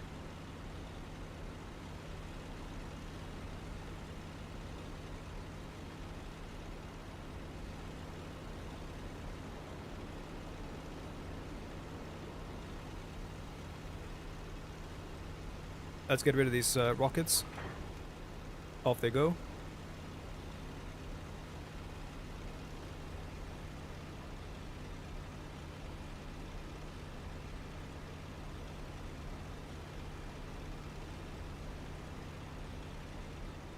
Don't know who you are. I think our allies are attacking Osh. Or my guys might be. Oh yeah, that's probably friendly considering the amount of anti-air that's coming for them.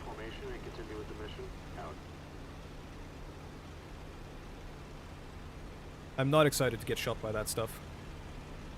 So I'm just gonna keep flying. Oh, well, someone's got hit. Might have been that guy, actually.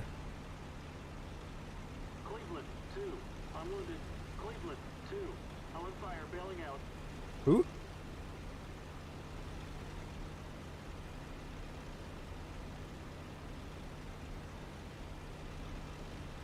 Okay, I think those guys might be my next target, provided that my allies actually form up and aren't all dead. That or we head to Diest. Oh yeah, that's whoever was just calling on radar, or radio rather. It's going down right over the enemy airfield.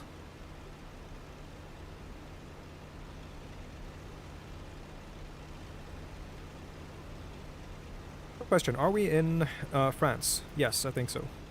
Or Belgium. Or at least in Allied.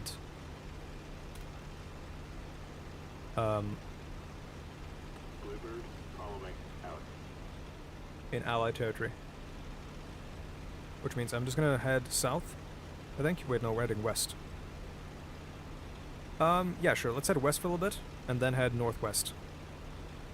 Because I want to intercept these Germans, whoever they are, that are flying over Diest right now. Because they might be Stukas.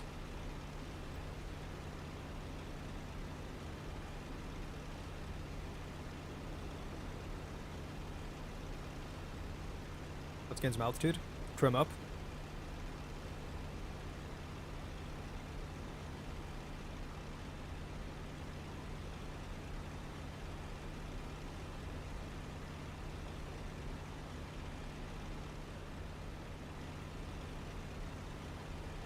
Chill out a little bit on the trim.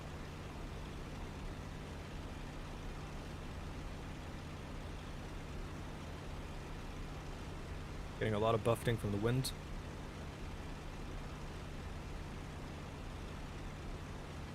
Let's see, where are they?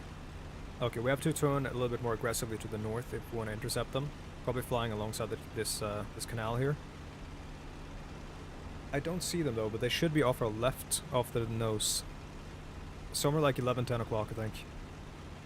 They might be high, but judging by their location and everything, I feel like they were doing ground attack, and they might have been doing it low. I think I might have actually just seen them for a split second.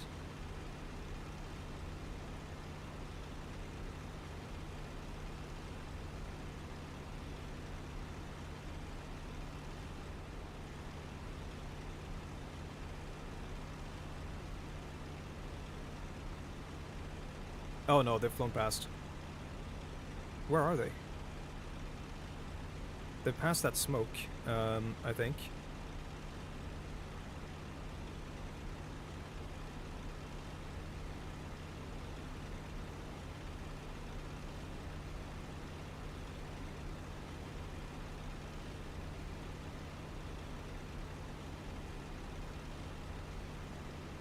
They might be too fast for us to intercept at this time.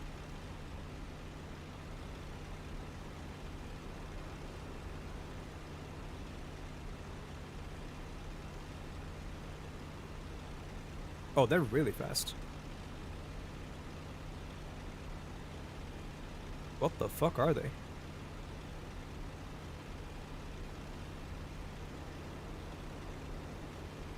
I don't see them up high, I don't see them down low either though.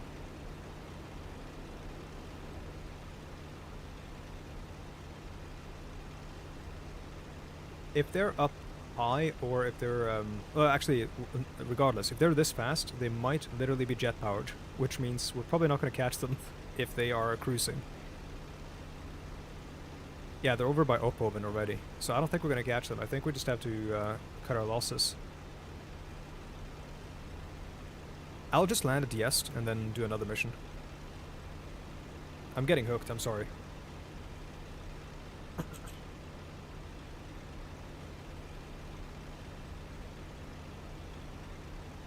Yeah, I don't see them.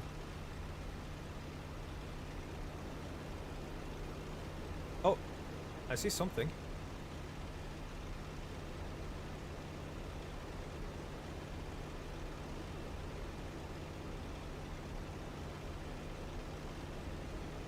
Strongly doubt that's them though. Yeah, fuck it. Let's turn back before we get greedy and get shot down by AAA.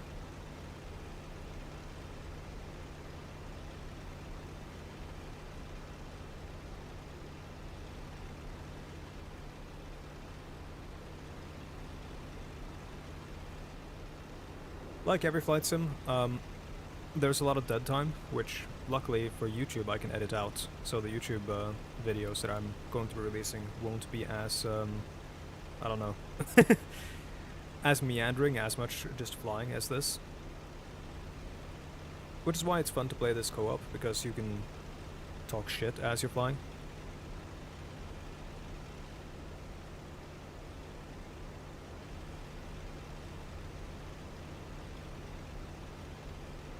Yeah, those guys are not coming for us. And we're not gonna catch them either. Let's have a look at the debrief afterwards, because I think those literally might be 262s or Arado 234s. So Arado 234s are bomber, like, I don't know if they're even, they sound Italian, but I think they're German, jet-powered bombers. And then the MA262 is, of course, Messerschmitt, the Swallow, Schwalbe. And it can go quite fast. I've shot it down in this plane before, but I don't think... Like, I think that was just because they had just done a ground attack and were slow because of that.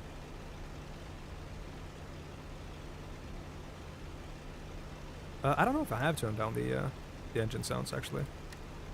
Let me see, is that a thing you can do? Probably can't do it here, even. No, you can't. Yeah, it might be. And it's gonna be even more soothing if I do this.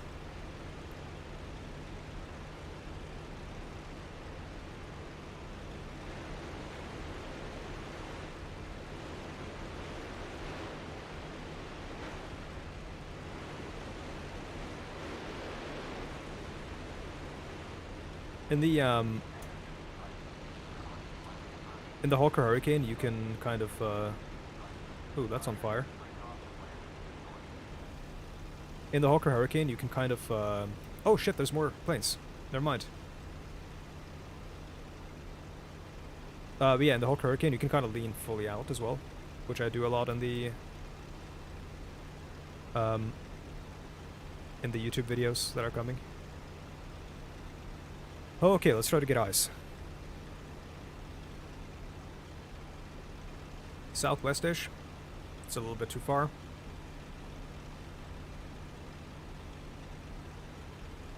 I don't want to crank the engine too much. Though we are over friendly territory. It's actually fucking awful to try to figure out how much fuel we've got left on this thing, because it just doesn't really update, I feel like. I've gotten low fuel warnings in this, like in this plane, when I've got the chat stuff open, like this stuff, the UI, without seeing anything on the instruments. And I think it's just because I don't understand how the instruments work. So there's 4 of them, and I think there's, what, 2 of us? 3 of us?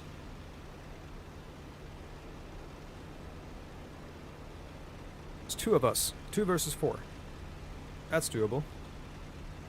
There's a reason I have eject bound to a button on my throttle, so I can easily hit it.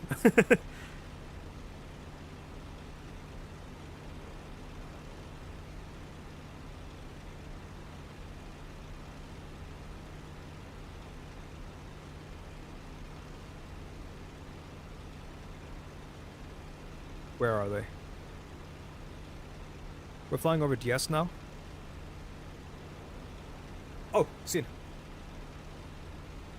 They're high. Cranking the throttle up to 3000, climbing. See ya, Zero. Thanks for hanging out and have fun. What are they?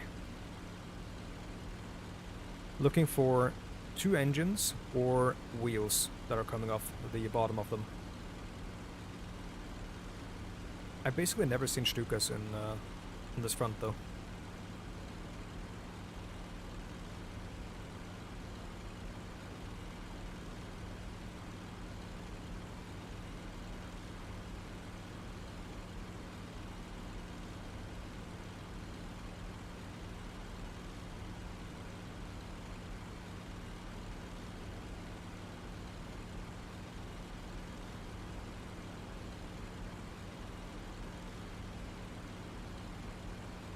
Temperatures are fine for now.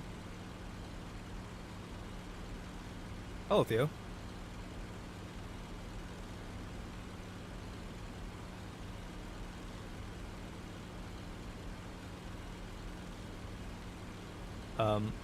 Yeah, temperatures are fine. I don't know if we're gonna catch them. I think so. I actually have no idea what they are. I'm gonna angle down a little bit to gain speed.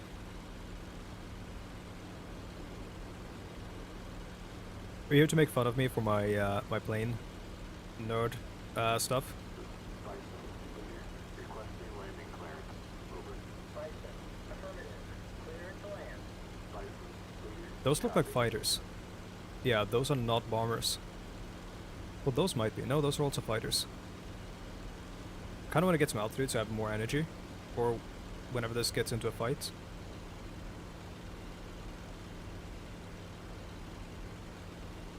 Thank you, I appreciate that.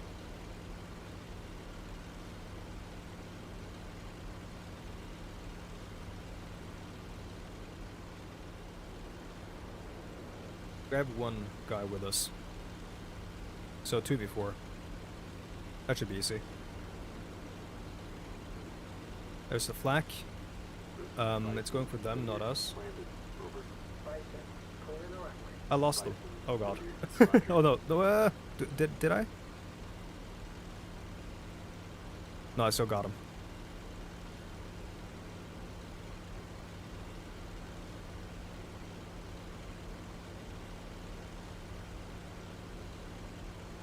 Let's trim up. Not that aggressively though. I think they might have mostly been shot down by AAA, which is very unfortunate because I wanted to fight them. Because they decided to fly straight over Trond, which is a allied airfield. Ooh, I didn't set up the gun sight. Roughly 33 feet. And that's roughly 270 yards.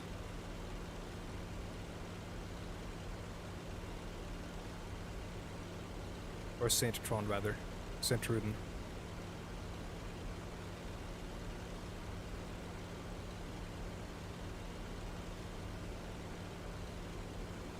I see one of them. I'm flying at approximately the same altitude as a flak, because that's going to be the altitude that they're flying at. Actually, that's an entire formation of them that's still up, I think. He's crossing over my nose right now, which means I will be able to catch up.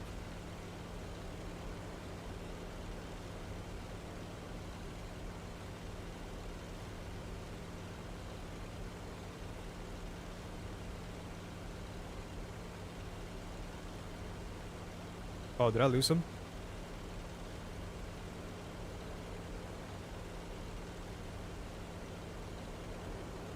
Hold on. Got one of them.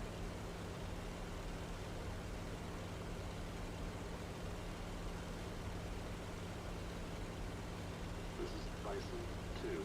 Requesting landing clearance. Over. Bison, affirmative. Clear to land. Bison 2. God, it's so Copy. easy to lose them. I see him though.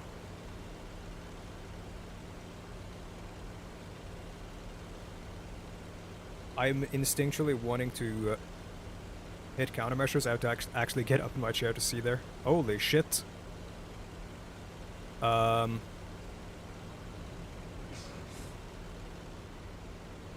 flak is going in my direction. It's not going for me.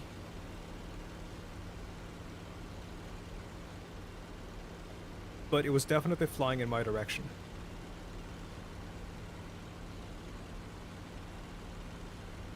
Bison 2.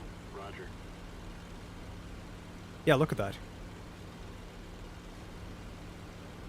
This is a friendly airfield, it should be. What are you?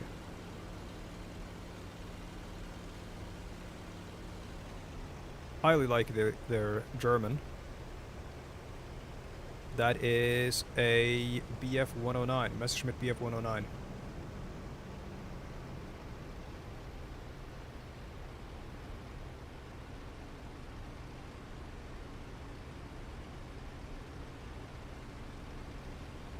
Bison, leader, roger.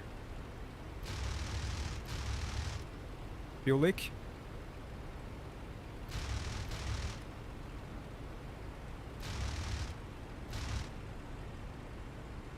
Shots on me.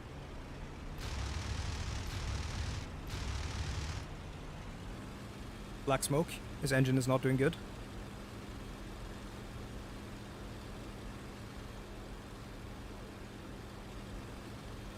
Bison, 2, unwounded.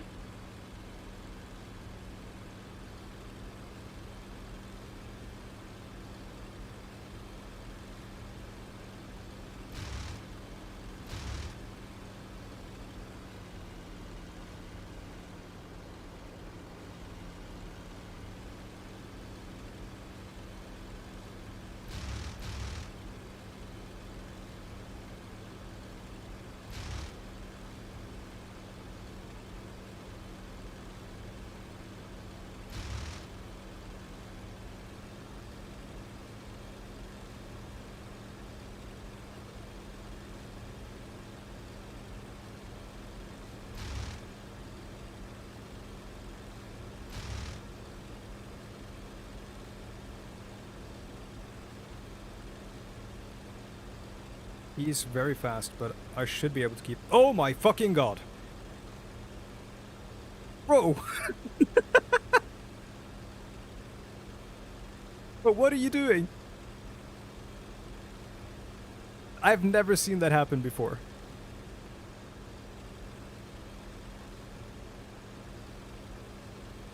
He wants that kill.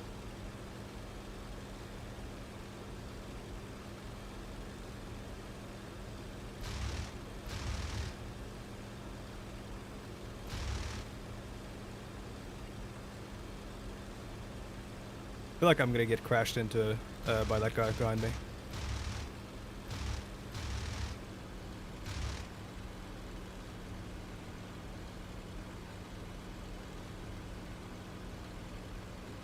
This guy's no longer leaking black smoke, so he's still gonna survive if I don't manage to get the kill here.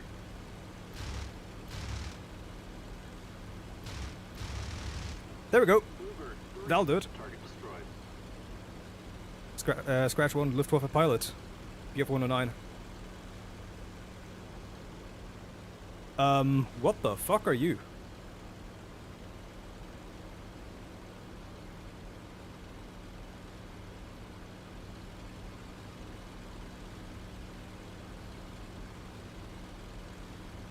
Oh. Leader, unwounded. Someone just made an emergency landing. I was like, his wheels are down, which, there's no plane that operates in this area that flies with its wheels down, except for a Ju-87 Stuka, the German dive bomber. And I don't know if you're friendly. I would have been very, I think that's P51d. I would have been very surprised if a Stuka was trying to shoot me down. That's a P51. Wingmen can be very annoying sometimes when they fall in your 6. That is also a P51.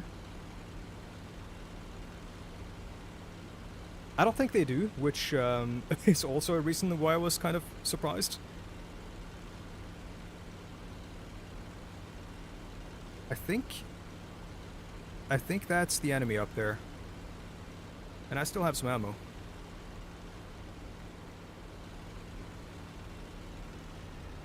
So I've been running the engine kind of hot. Approaching 100 degrees Celsius on the oil coolant, I think.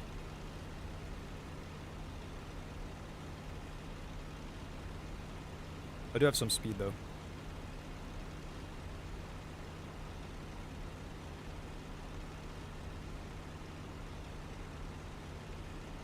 I think this might be P47. That looks like a P47. Now, those don't. So I think this is a P47 that's trying to give chase to two ME 109s, BF-109s, Messerschmitts.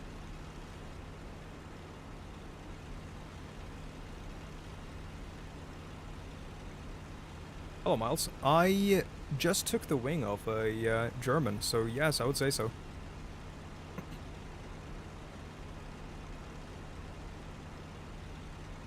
course, I don't think I can outclimb them at this time, unless I crank the engine to max here and potentially kill it.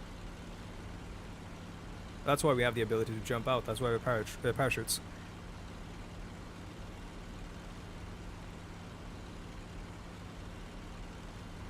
Let's try to not stall out, though.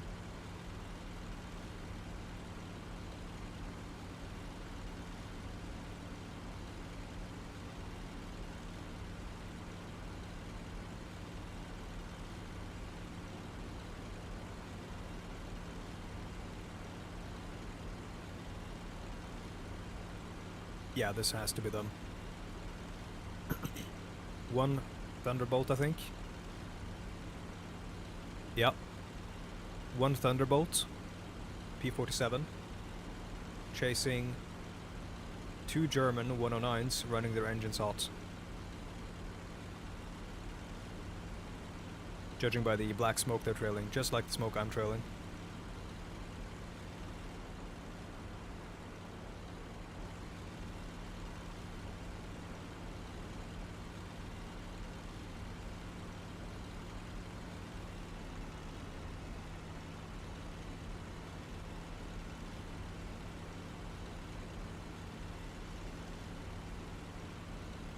I don't think they're very interested in fighting at this time.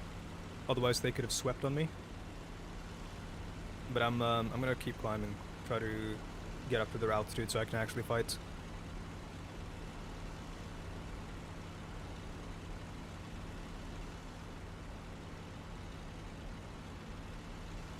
Oh, it is. Thank you, Miles.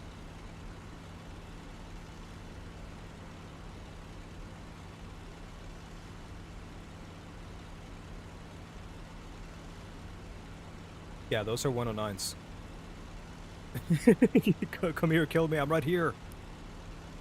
Fight me, please. I have ammo. Where are we headed? We're headed towards friendly airfields, so I don't know what they're doing.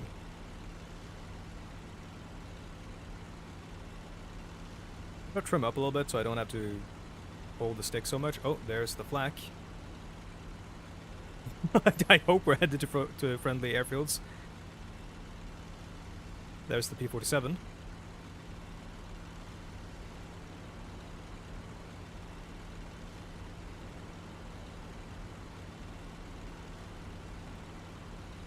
I wish I could tell them down there to stop firing, because I'm up here as well.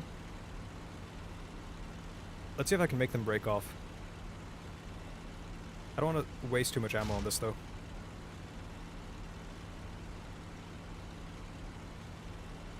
Okay, we're at an altitude where we can actually fight now. Now we just gotta catch up. And manage our closure.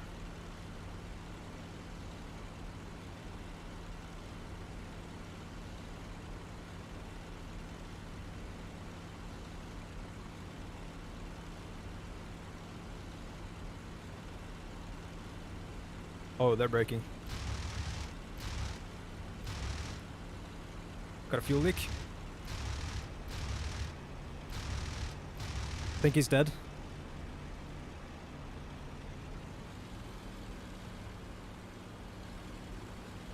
He just made like a really strange maneuver.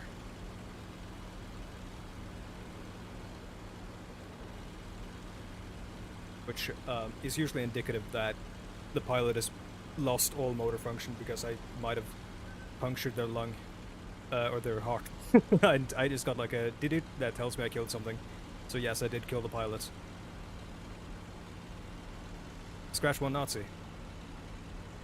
Oh, bro, careful. Bro, what are you doing? This guy's so aggressive. He's the guy I almost rammed into. Well, he almost rammed into me, I guess. This guy's turning really well. Let's take him in the 2 circle.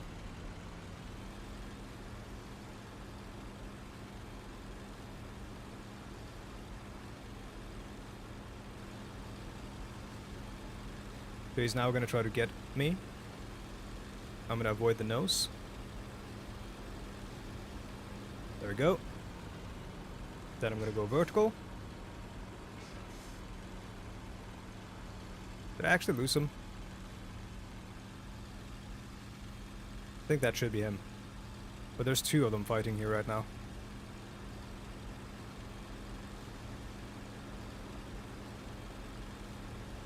Yeah, I genuinely lost them.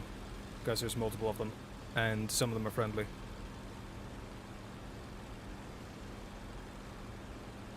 That's the 47. Follow what he's chasing. That's a German.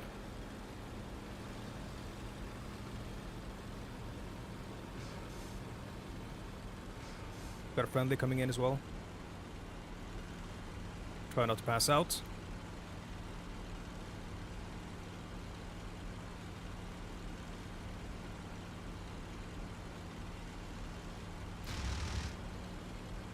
Couldn't get the nose high enough. Dump the nose, gain some speed. Not too much speed though.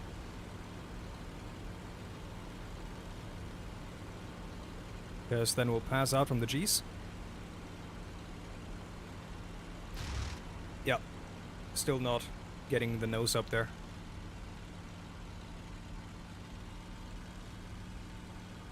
Dump the nose again. Let's turn around. He's turning as well. Or like a roll around. Okay, this might be where we get him. Maybe.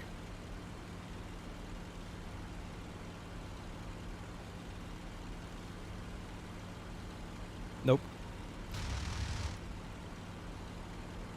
No hits.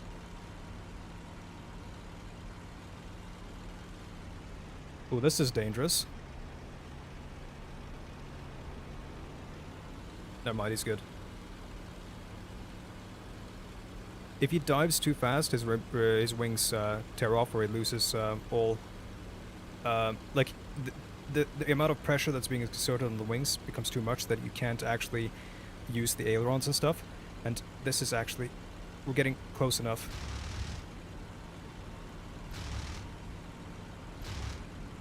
Oh my fucking god! Who the hell was that? I hit him.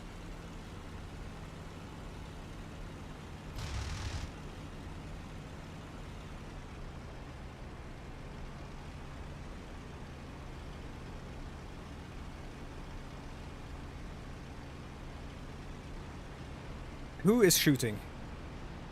You're fucking insane. Who is this guy?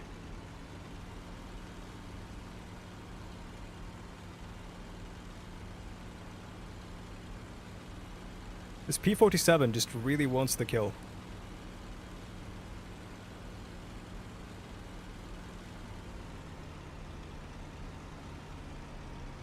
I'm gonna dip the nose there so I don't get rammed into by that guy who's behind him.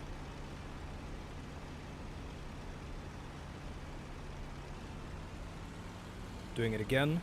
I don't want to trail right behind him because then I would get rammed.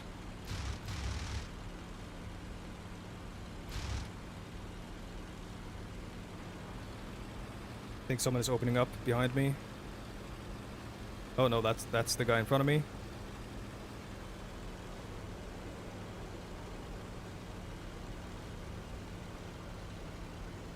This is an incredibly wacky fight. Because we're all just bullying this guy and he's not dying. Bluebird 3, out of ammo. Thank fuck. Requesting landing He's approach. breaking off. Over. He's out of ammo. P47 is still has ammo though. 3, Roger. He's not breaking off until this guy's dead. Bluebird 3, returning to base. Out.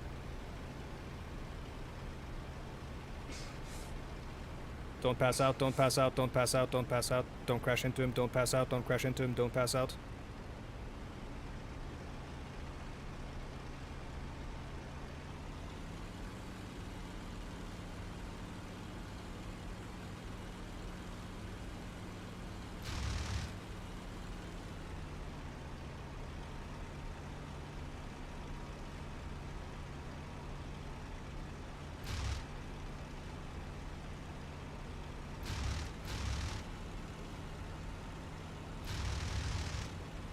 Bunch of hits. Black smoke. Should be an engine problem, I think. Could just be that he's running his engine hot, which I am as well.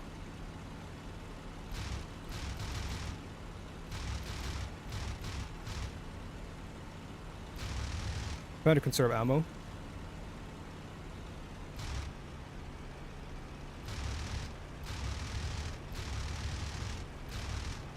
There we go. That's why I wanted to conserve ammo, because I'm out. And he's still alive.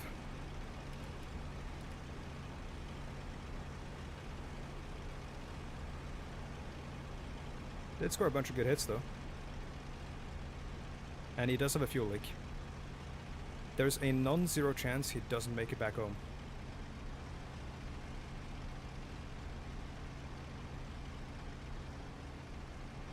Let's find out where we are. Okay, we're still over St. Truiden, I think. Yeah. So I'm just gonna land over at St. Trom there.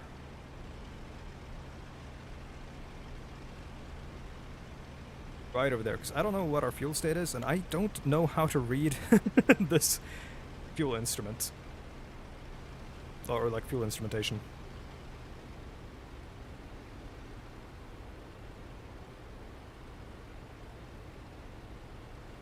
Well, good luck, Mr. German.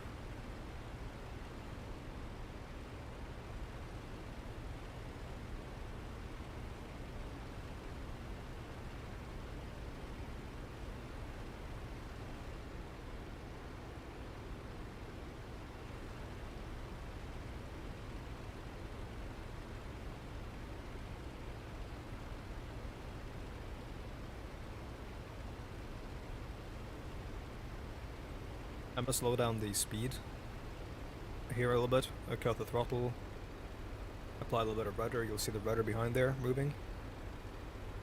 There on the tail. Basically using it as an air brake. So I'm using basically all the flight control surfaces to sort of work against each other in order to lose energy, to bleed speed.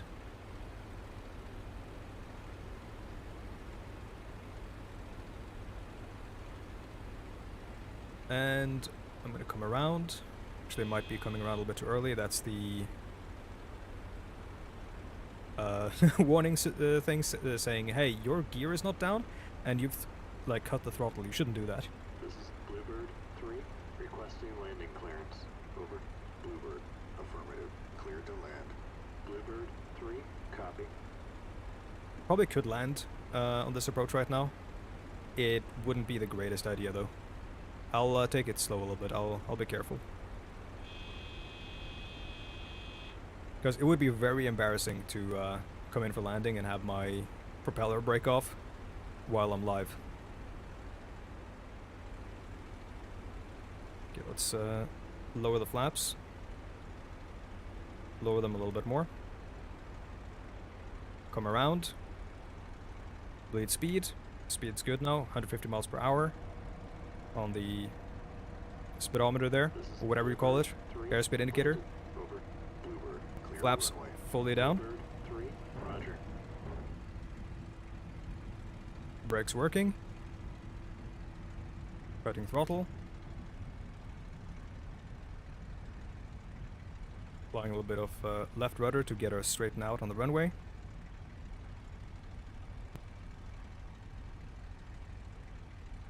Trimming as well.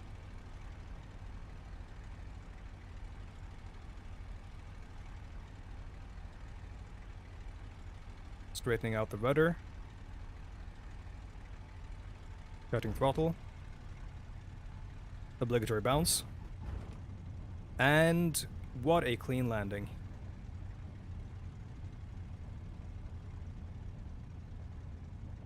You don't need any of this runway.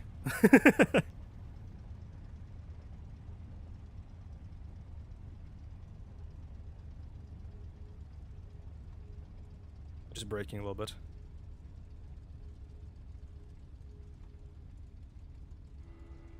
Flaps up.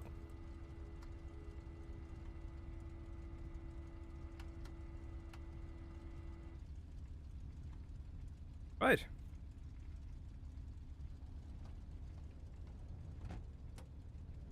That was a fun one. At least one confirmed kill. If we wait a little bit, we might get a second confirmed kill. That's a P47d that's decided he's going to escort me all the way into the hangar. And he's here in case I find another German on the ground so he can try to steal my kill.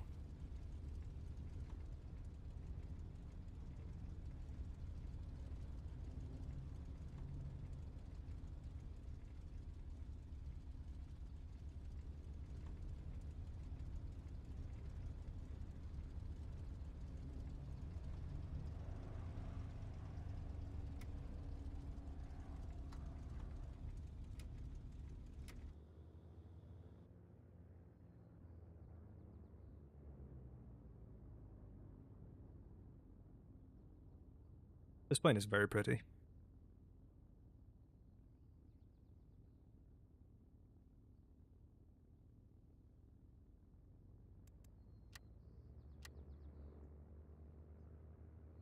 Finish the mission, and I'm going to, let's see. Oh, we got 2 kills. So I'm gonna try to claim 3 then. Be incredibly greedy.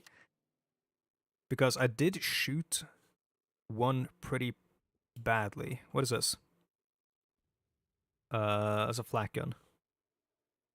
Okay, let's have a look at the campaign. Oh, sorry, I was looking at a different screen. Let's have a look at the campaign generator here then. Mission, combat report. Oh. Continue with claims. We are going to claim 3. 109s, I don't know which type it was, but they were all 109s. I'm just gonna give it a good spread. So there were Me-262s, so those were probably the ones that we could not catch up with because they're way too fast, because they're literally jet fighters, or jet interceptors. And, you just mean anything pretty? Shut up. I think the plane is pretty. Yeah, 109 G14s, G6. Submit report.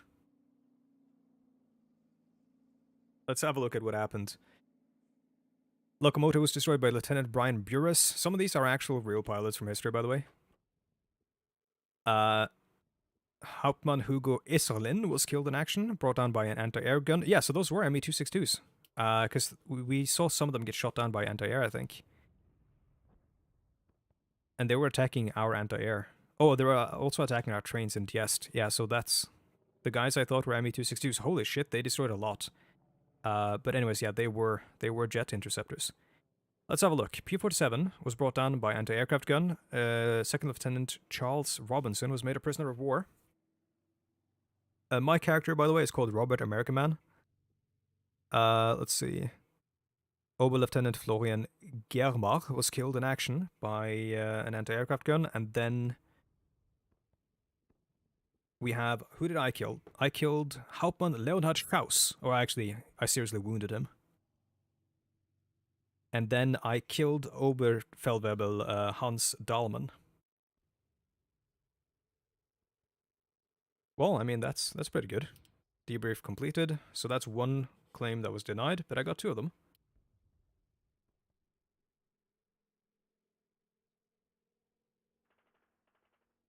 Someone got the Purple Heart, wasn't me though. I'd never get wounded.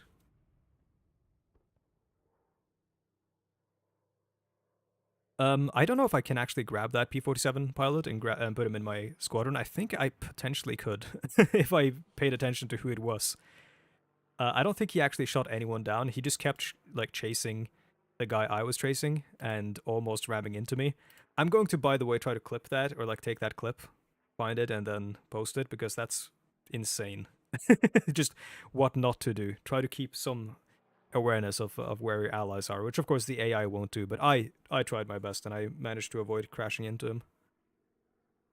We lost a bunch of pilots though, so we're gonna get more later on.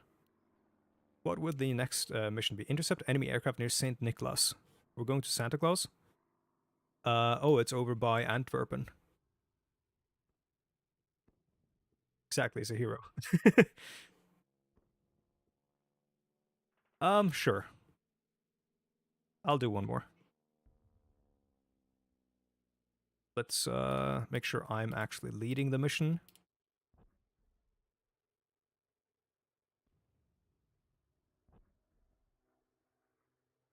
Me leading AI is like the blind leading the deaf. Wait, is that how that goes? I actually don't know how that... Is that a bad... Is that a bad expression? Generate mission. I'm gonna go be right back real quick while it's generating.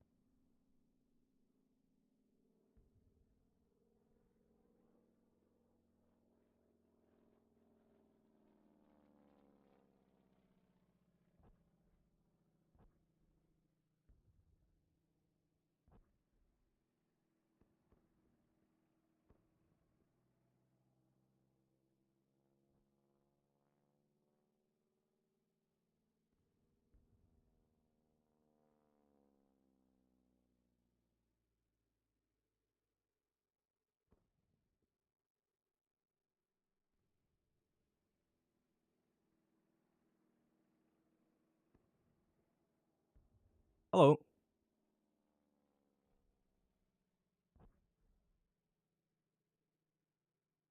Let's see.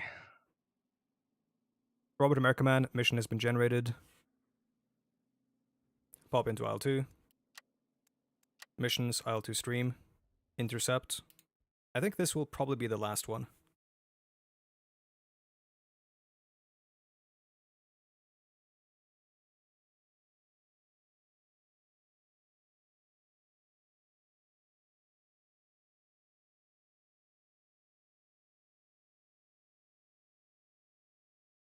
One of the things about the P51 that you don't get to enjoy is like a big fuck off cannon in the nose, which you do get on other aircraft. Like the Spitfire has a cannon, most of the German planes have a cannon, but the 50 cal MG ammo does its job pretty well, I think. So I'm not complaining all that much. But it is nice to have like a cannon mounted, or sorry, a nose mounted cannon, because it just fires straight forwards. Very easy to hit. And also, even though you don't carry many shells, because they're huge, if you hit with them, the enemy is pretty much dead. Whereas with this one, you actually have to aim for vital parts of the plane, or be lucky and score a hit on the cockpit and kill the pilot.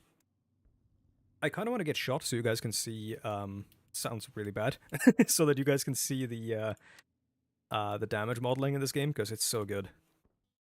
Like, if you see a hole go through your cockpit from one side to the other, that's where the bullet passed through. Cleared for takeoff. Bluebird, taking off. Yep, thank you. Let's adjust this to about 30, like that's halfway to 35, so that should be 33 feet on the base. And that's 250 yards, that's 270 yards on the sight, so the sight should be set up. Nav lights are on, and throttle up.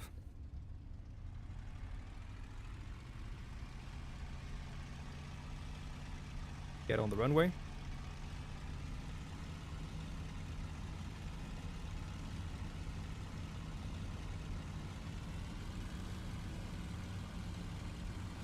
Keep it going pretty fast here.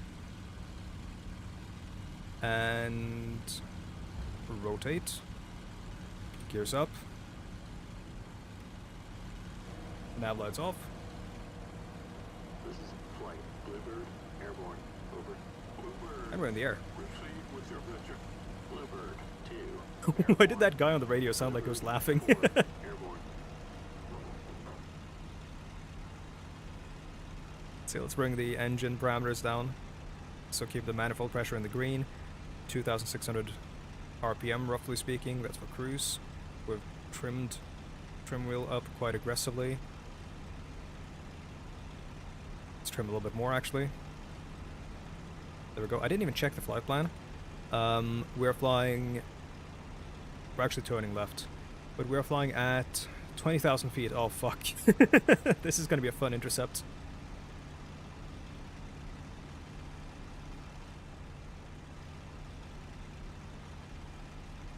I might actually fast forward the climb a little bit.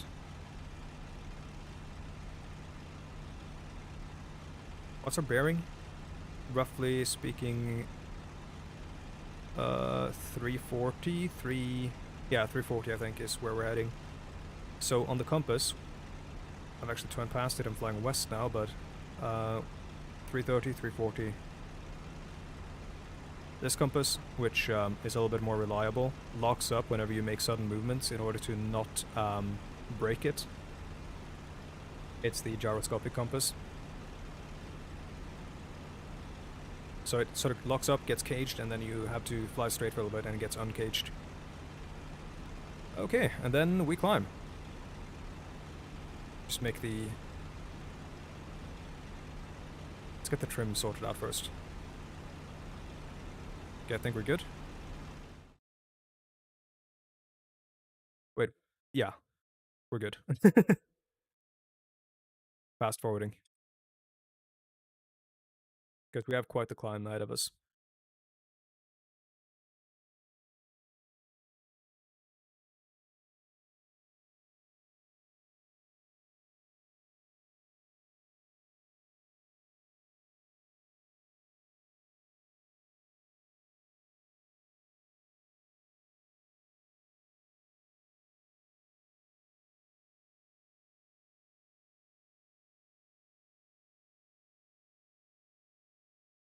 Oh yeah, I was gonna say, I was gonna have a look at the map actually.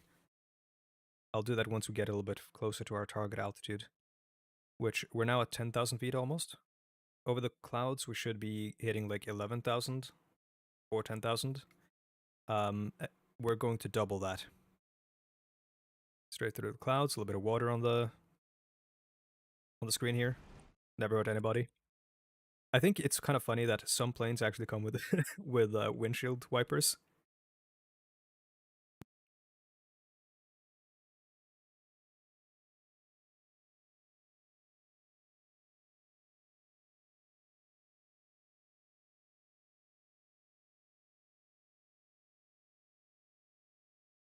And I think we are... No, that's actually 12,000, my bad. Still have quite a bit to climb. While we're doing that...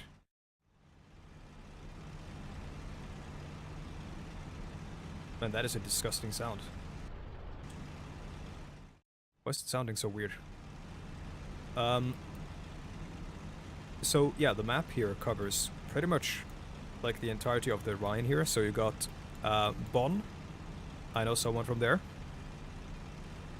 And you've got Köln, I know someone from there, well, there, and Mainz, which is somewhere near that. All of the Rhine, all the way up to Quakenbrück, which sounds fucking made up. Osnabrück, that's a real place. Up to Amsterdam.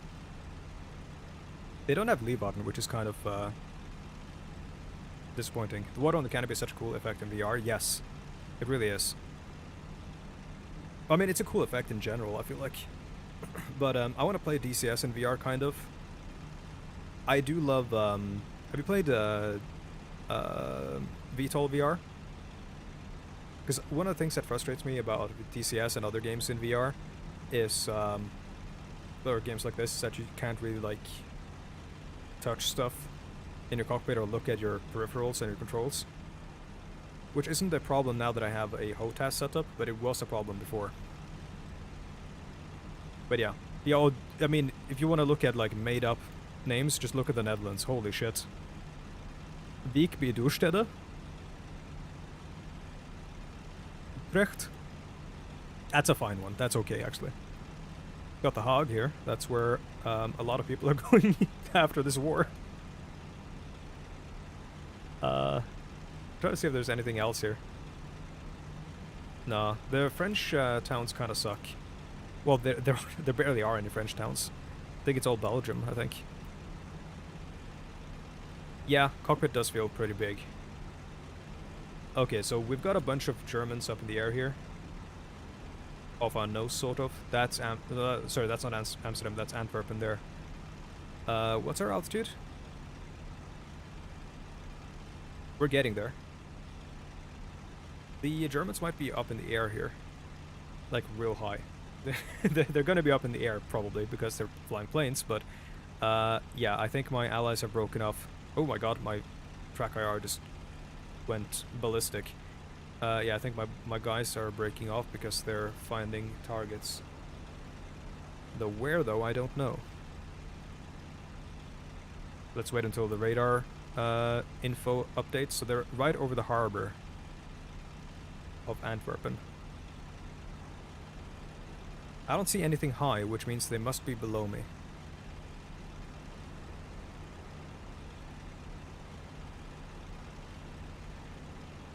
Yeah, the MiG-21 is great. I was flying that earlier. It's one of my favorite planes to fly in DCS. The MiG-21 and the Viggen. Because I like the early Cold War stuff. I'm really looking forward to the F4, and I'm going to try to learn the A4. The mod. Spotted. 4 o'clock. Low. Engage. Out. Ripper. Fighting. Spotted. 4 Oh, there's a o'clock. fucking Low. huge furball. Out. Where are they? I guess I'll just follow him in.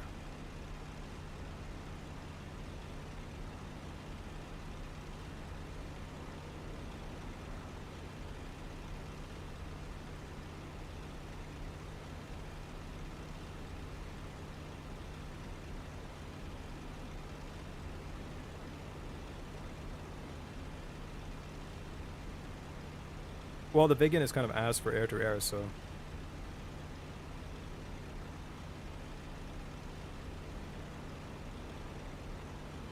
who are these guys?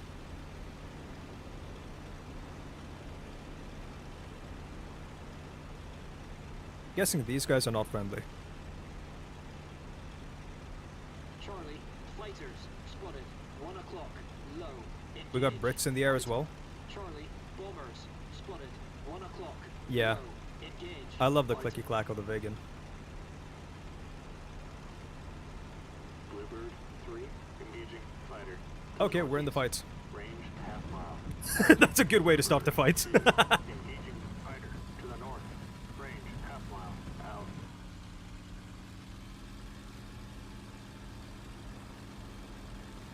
Luckily, I know how to recover from those.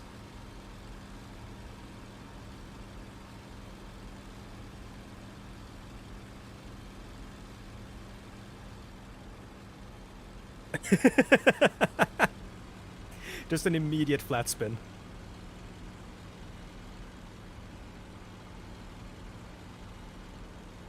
Listen, your opponent can't know what you're doing if you don't know what you're doing. 4. Engaging. Fighter. To the Focke-Wulf south. 190, I think. Half mile. Out.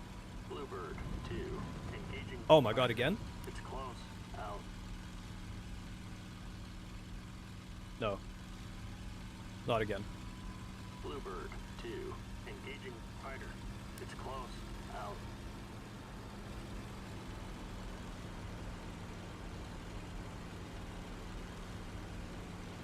Who's that stalling out?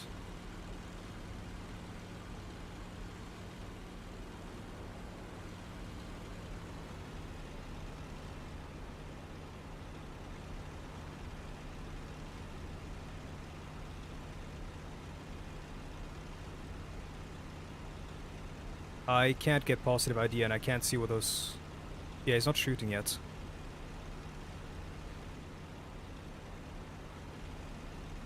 Until someone's on my tail, I'm going to keep following this guy to see if I can get positive idea. I think he's a P51.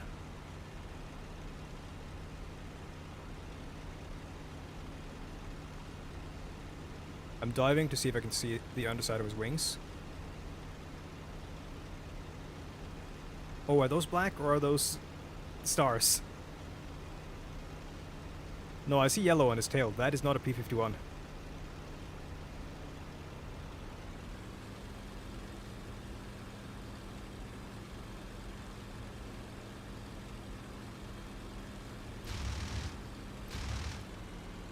You seen me? Obviously.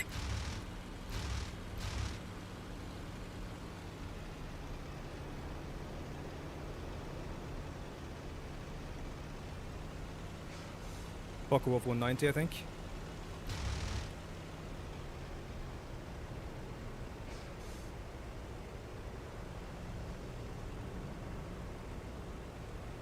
We're both basically spending all of our energy here.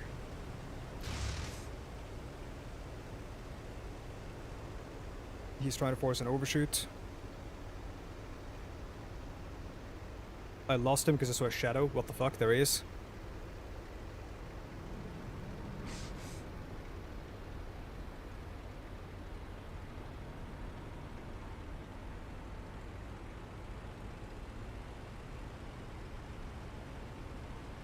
Did hit him though.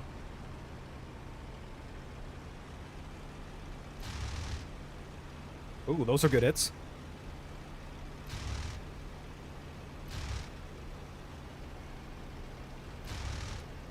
Not good enough to take him down, but enough to get a fuel leak.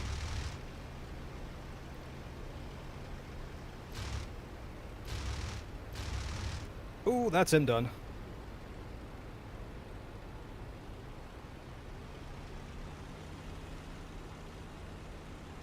Let's try to get back up there in the fight. Scratch 1 Focke-Wulf 190, I think. I'll see a kill mark come up soon in the chat here on the left side.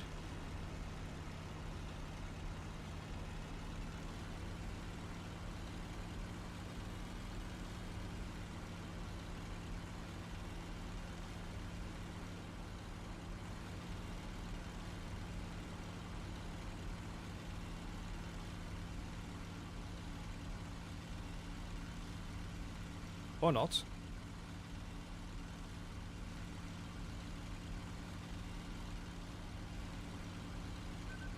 Yep, there we go. Focke-Wulf 190 A6.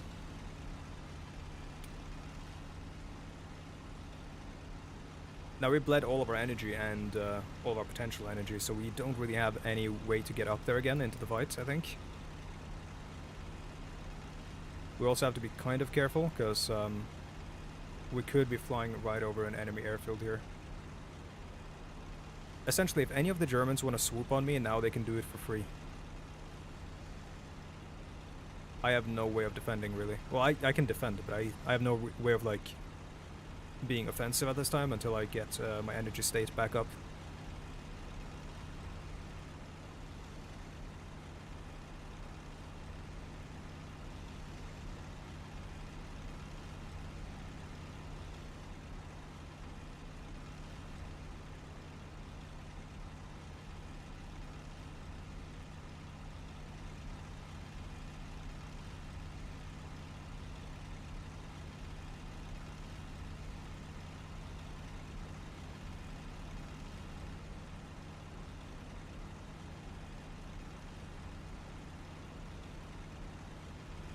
Let's go, this guy's going low.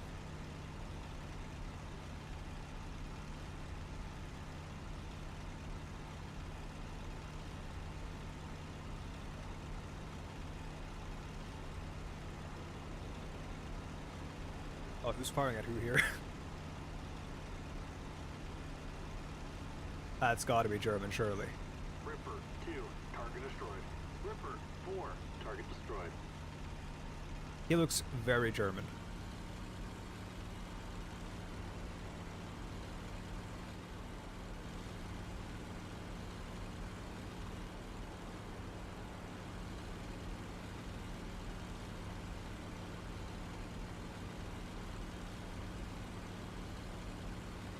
Oh, he sure is.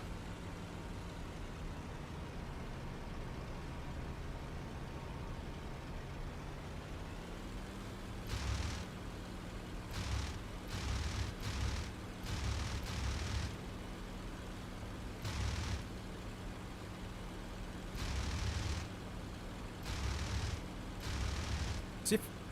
No, he's not on fire. I thought he was on fire immediately. Oh, he's dead. Okay, scratch one. Fuck Wolf 190 A6, I think, as well. That sort of like suspect moaning that you hear every now and then is my pilot struggling under the G's. Charlie, 3, target destroyed. That was an intense Charlie there. Okay, who's next? We got one left here in this furball, which I don't even know if I Two, returning to base. want to like get in that. I think I want to go for the second fight. That's American.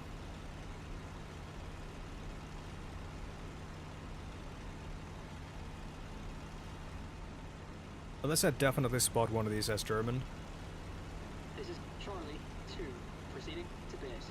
which I just did. Okay, never mind. I'm going for this guy.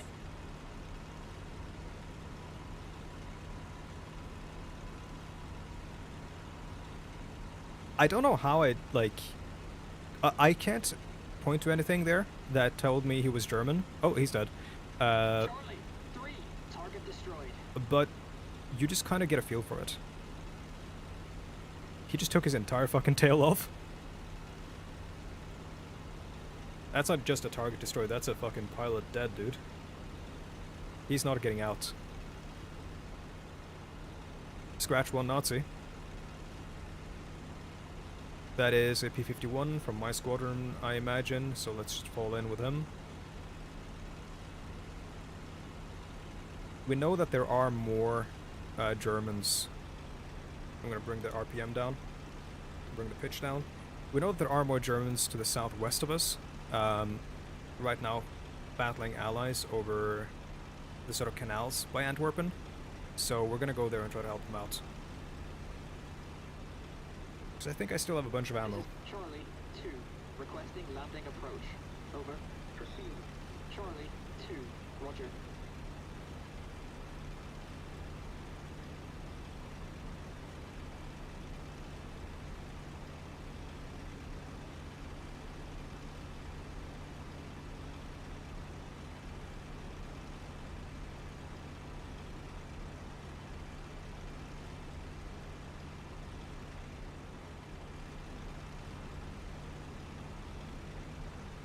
This is Charlie 2, requesting landing approach. Over. Proceed. Charlie 2, roger. What, HMD? You mean like a VR or whatever? Because I'm not using that. If you're talking about like, yeah, because HMD is like a helmet-mounted display, right? But yeah, if you're talking about a VR headset or something, I'm not using that. I'm using Track IR and just my monitor. This is a lot more smoother, I think, than you would get with VR, unless you use some sort of like smoothing software. I think we're merged with whoever this German is. But yeah, I'm just using Track IR, but it's a really old one, so it's held, like a track clip on my headset is held together with tape, basically. I think we merged with the Germans. There are some that are headed inwards towards Antwerpen, which would be that direction. And I think I see them. Yeah, I see them. We're gonna go for them. We're gonna keep fighting until we're out of ammo. I mean, I've already racked up 2 kills today, and 3 in the previous mission, which makes my character as an ace, actually. So that's pretty cool. Bluebird 2, target destroyed. Charlie 3, target destroyed. He's so intense.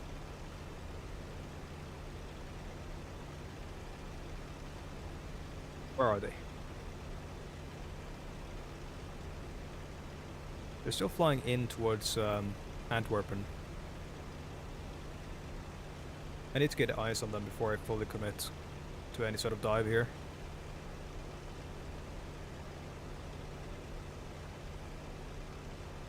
As someone who just got killed recently.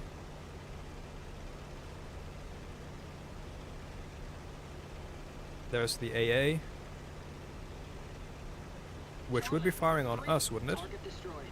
No, Antwerpen is in our hands. Target destroyed. I did see them though.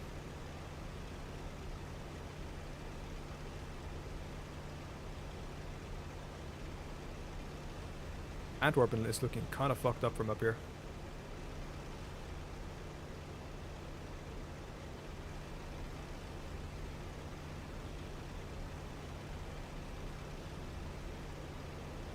Is that them? Ooh, no, those are someone else. But I'm gonna go for them.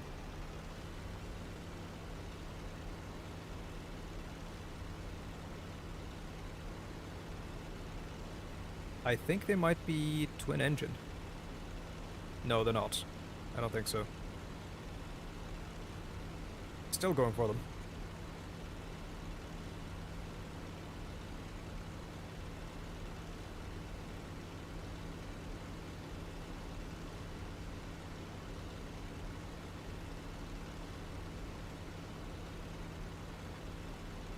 Oh, they might actually be.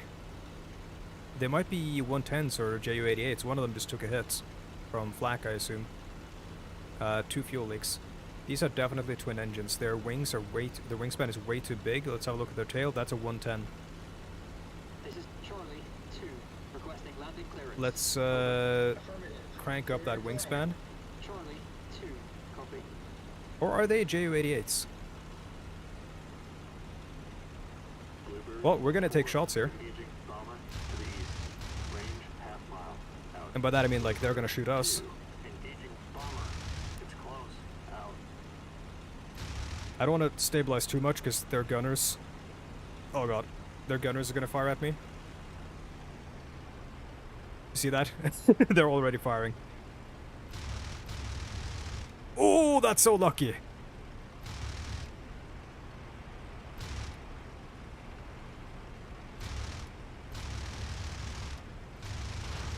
Oh, fuck me. This is Charlie 2, landed. Over. Clear the runway. Charlie 2, roger.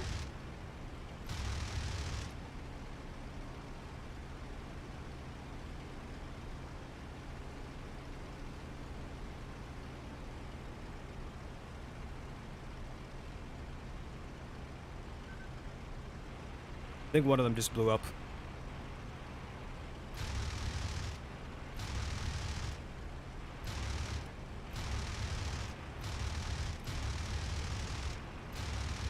Ripper 4. Target destroyed. Charlie 3, target destroyed. I'm very glad none of that debris hit me. He's dead. Shoot down anything? Yes, I've shot down 3 planes so far. 4 actually, I think. In this mission alone. And then in the last mission I shot down 2, I think. What is it? Ju-88s. German bombers.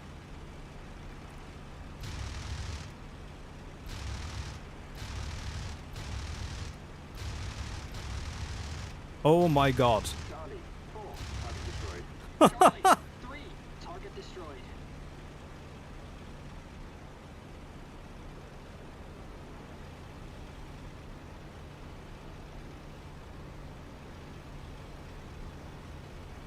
This sortie is fucking nuts.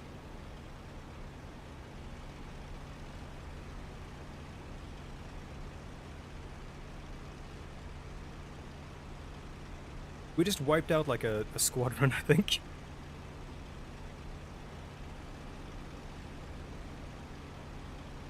Okay, yeah, that's the Royal Air Force. I was about to say, you look a little bit too darkly colored. By that I mean on the plane. Don't misinterpret that. To be an ally. The camo is like dark green, but that's what the RAF is flying. We're all flying like these silver planes, which are very identifiable at a glance, compared to the Luftwaffe, who have dark camo as well. At least on some of the planes. But yeah, I think that's literally everyone hostile dead. So I'll just come down to land down here. Do a little victory pass by these guys. I'm not going to shoot them, obviously, because that's a war crime, and also they're being captured anyways. Mostly the latter part, because they are German. Sorry, they are German in World War II. That's one of the guys I shot down, I think, down there.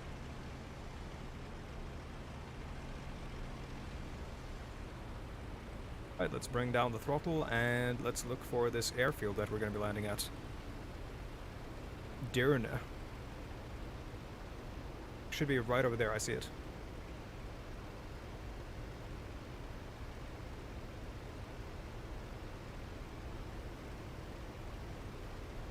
Man, I wish I had a sortie like this on in the YouTube videos. Who's that? One of ours.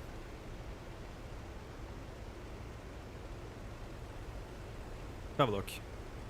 Yeah, okay, so that's an ace in one mission. Ace in a sortie. Five aircraft shot down in one mission. Ace in a day. Has that happened in history? It must have, surely. Like once or twice.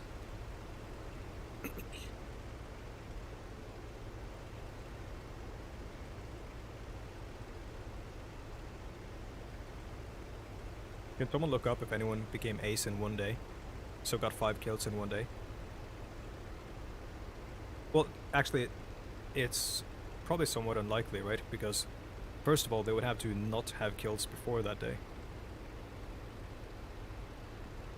And then at the same time somehow be proficient enough to get 5 like in one day, in one sortie. And it's not just improbable because you have to be pretty good to score kills and stuff, in real life at least. It's improbable because you're not necessarily likely to encounter that many planes in one sortie, and you're not necessarily encountering opportunities to shoot them down, and you don't have that much ammo, and you don't have that much fuel. So odds are against you. Applying a little bit of right rudder. You can see it there in the wind. What am I saying? In the in the mirror. Some became double A's in a day. That's fucking crazy.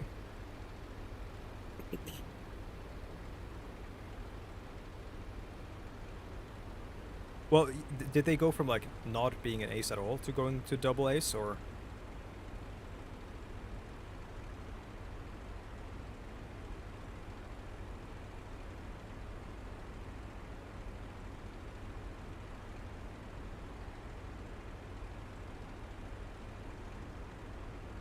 Yeah, coming off the throttle again. It's a little bit too low according to the beeper. Flaps down. I'm going to try to accelerate this landing a little bit from last time.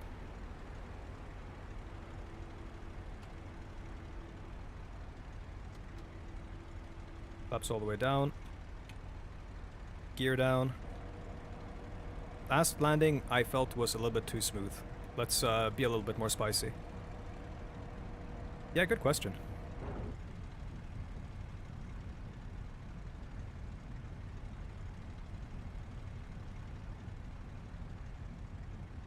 Gotcha, okay.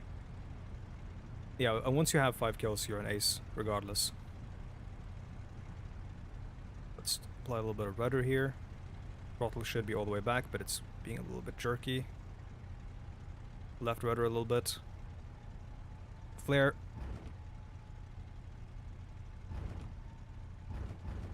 Slightly bouncy. Boy. Throttle wasn't really cooperating there, but there we go. We're on the ground. Relatively smoothly. Let's have a look at our damage, because I see some holes already. We definitely got shot, like, at least twice. No holes in the cockpit that I can tell. so not even a chance of injury, but we've got a bunch of them here in the wing. One, so that is an exit hole, I think. Yeah, so you see that, well actually no, that's an impact. So the front there, that's an impact hole, and see all those like kind of like pixely looking ones? Those I believe are shrapnel. That or like the bullet fragmenting and exiting through there, but I think that hole there is where it went in.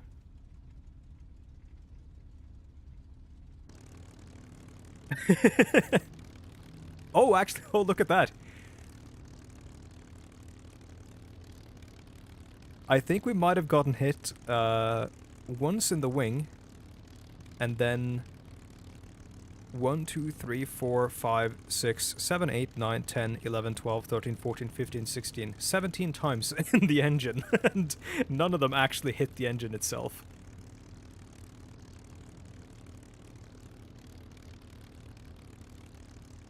That's actually so fucking lucky, dude.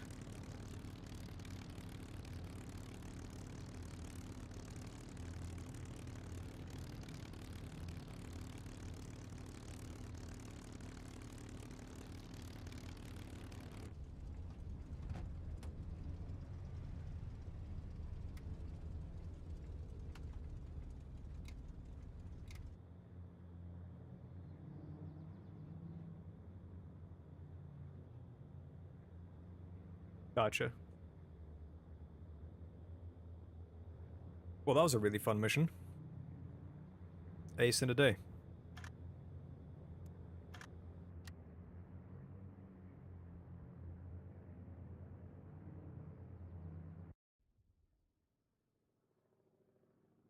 Two light and three heavy.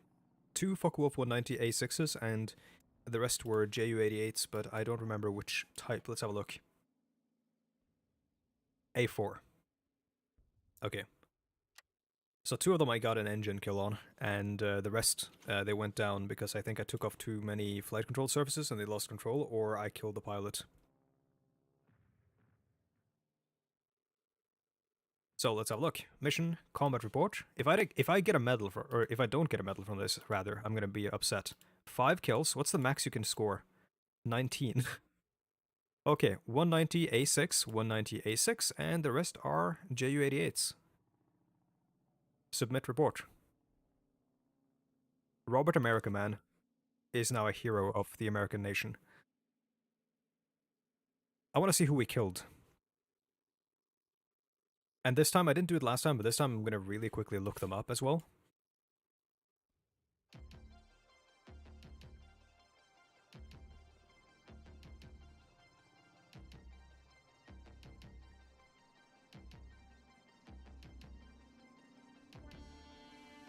So we got Friedrich Haber, which probably is not real. No. We got Tobias Fowl, which is also probably not real. Both were killed in action. Oberfeldwebel Paul Tausch was made a prisoner of war. That's probably the pilot of the Ju-88 that bailed. The rest of them, I think they might have all gone up in flames. Let's have a look. Jürgen Bischoff, that was brought down by AA gun. Herzfeld, A. Sherman, or sorry, A. Sherman as in a plane. Oh, sorry, not a plane. What am I saying? A tank was destroyed by Jörg Königswald. What the fuck? That is the most German name. Where? It's early on in the fight, I think, that I killed the... There we go. Lieutenant Rainer Walker. Rainer Walker. He is not real. You know they're not real because all of the Google results are for LinkedIn and not for Wikipedia. Because all the real ones are real fighter aces. Like all the real pilots that populate the game. Adolf Neumark. No, I don't want to look at Adolf Hitler's wiki page in the DC Comics animated universe. Or DC Comics universe. Okay, so none of these were real, but I did get or 5 kills.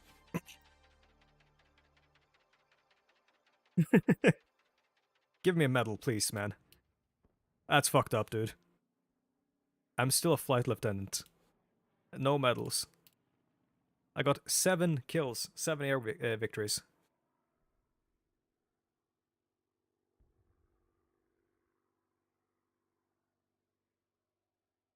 Yeah, star turn sounds kind of stupid.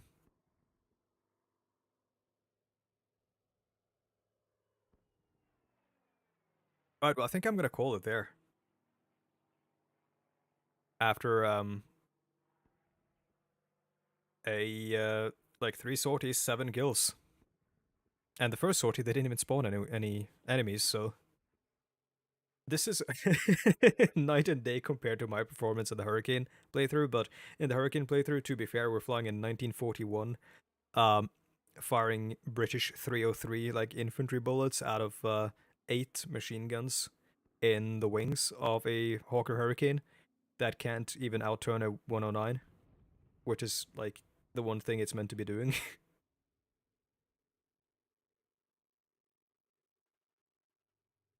So, yeah. Let's see, let me play that song again. I like that song. It's, Canyon from the Warno soundtrack. As in Warning Order, which is the sequel to the War Game series of games, like War Game Airland Battle, War Game Red Dragon, that kind of stuff. Really hope that game shapes up to be good, and they have a campaign like in Steel Division. I'll probably play it then, on YouTube or something, because I love those games. Anyways, thank you all for watching. I hope the viewing experience was good, like the bitrate and everything wasn't fucked up. Next time, probably RimWorld, if not more IL2, because I had more fun with IL2 than the MiG gameplay, honestly. Because I don't know why, it's easier to just talk. There's more to talk about. There's less, like, procedure, I think, when you're flying the World War II planes. The Warbirds, as they're called. Anyways, yeah, thank you all for watching. I will see you guys in the next one. Join the Discord if you haven't, by the way. There's a link below every single video, including the stream, I think. And follow the Twitter and everything if you want to see my garbage takes. Still doesn't work, Bobbert, I think. Oh, never mind, it does. What the fuck? Or did you go into Twitch? No, it works. Did you do that? Did you make that? Or did you just say that and then post it?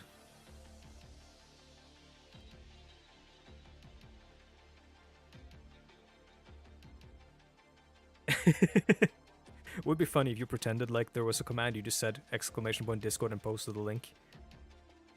Anyways, I'll see you all in the next one. Goodbye.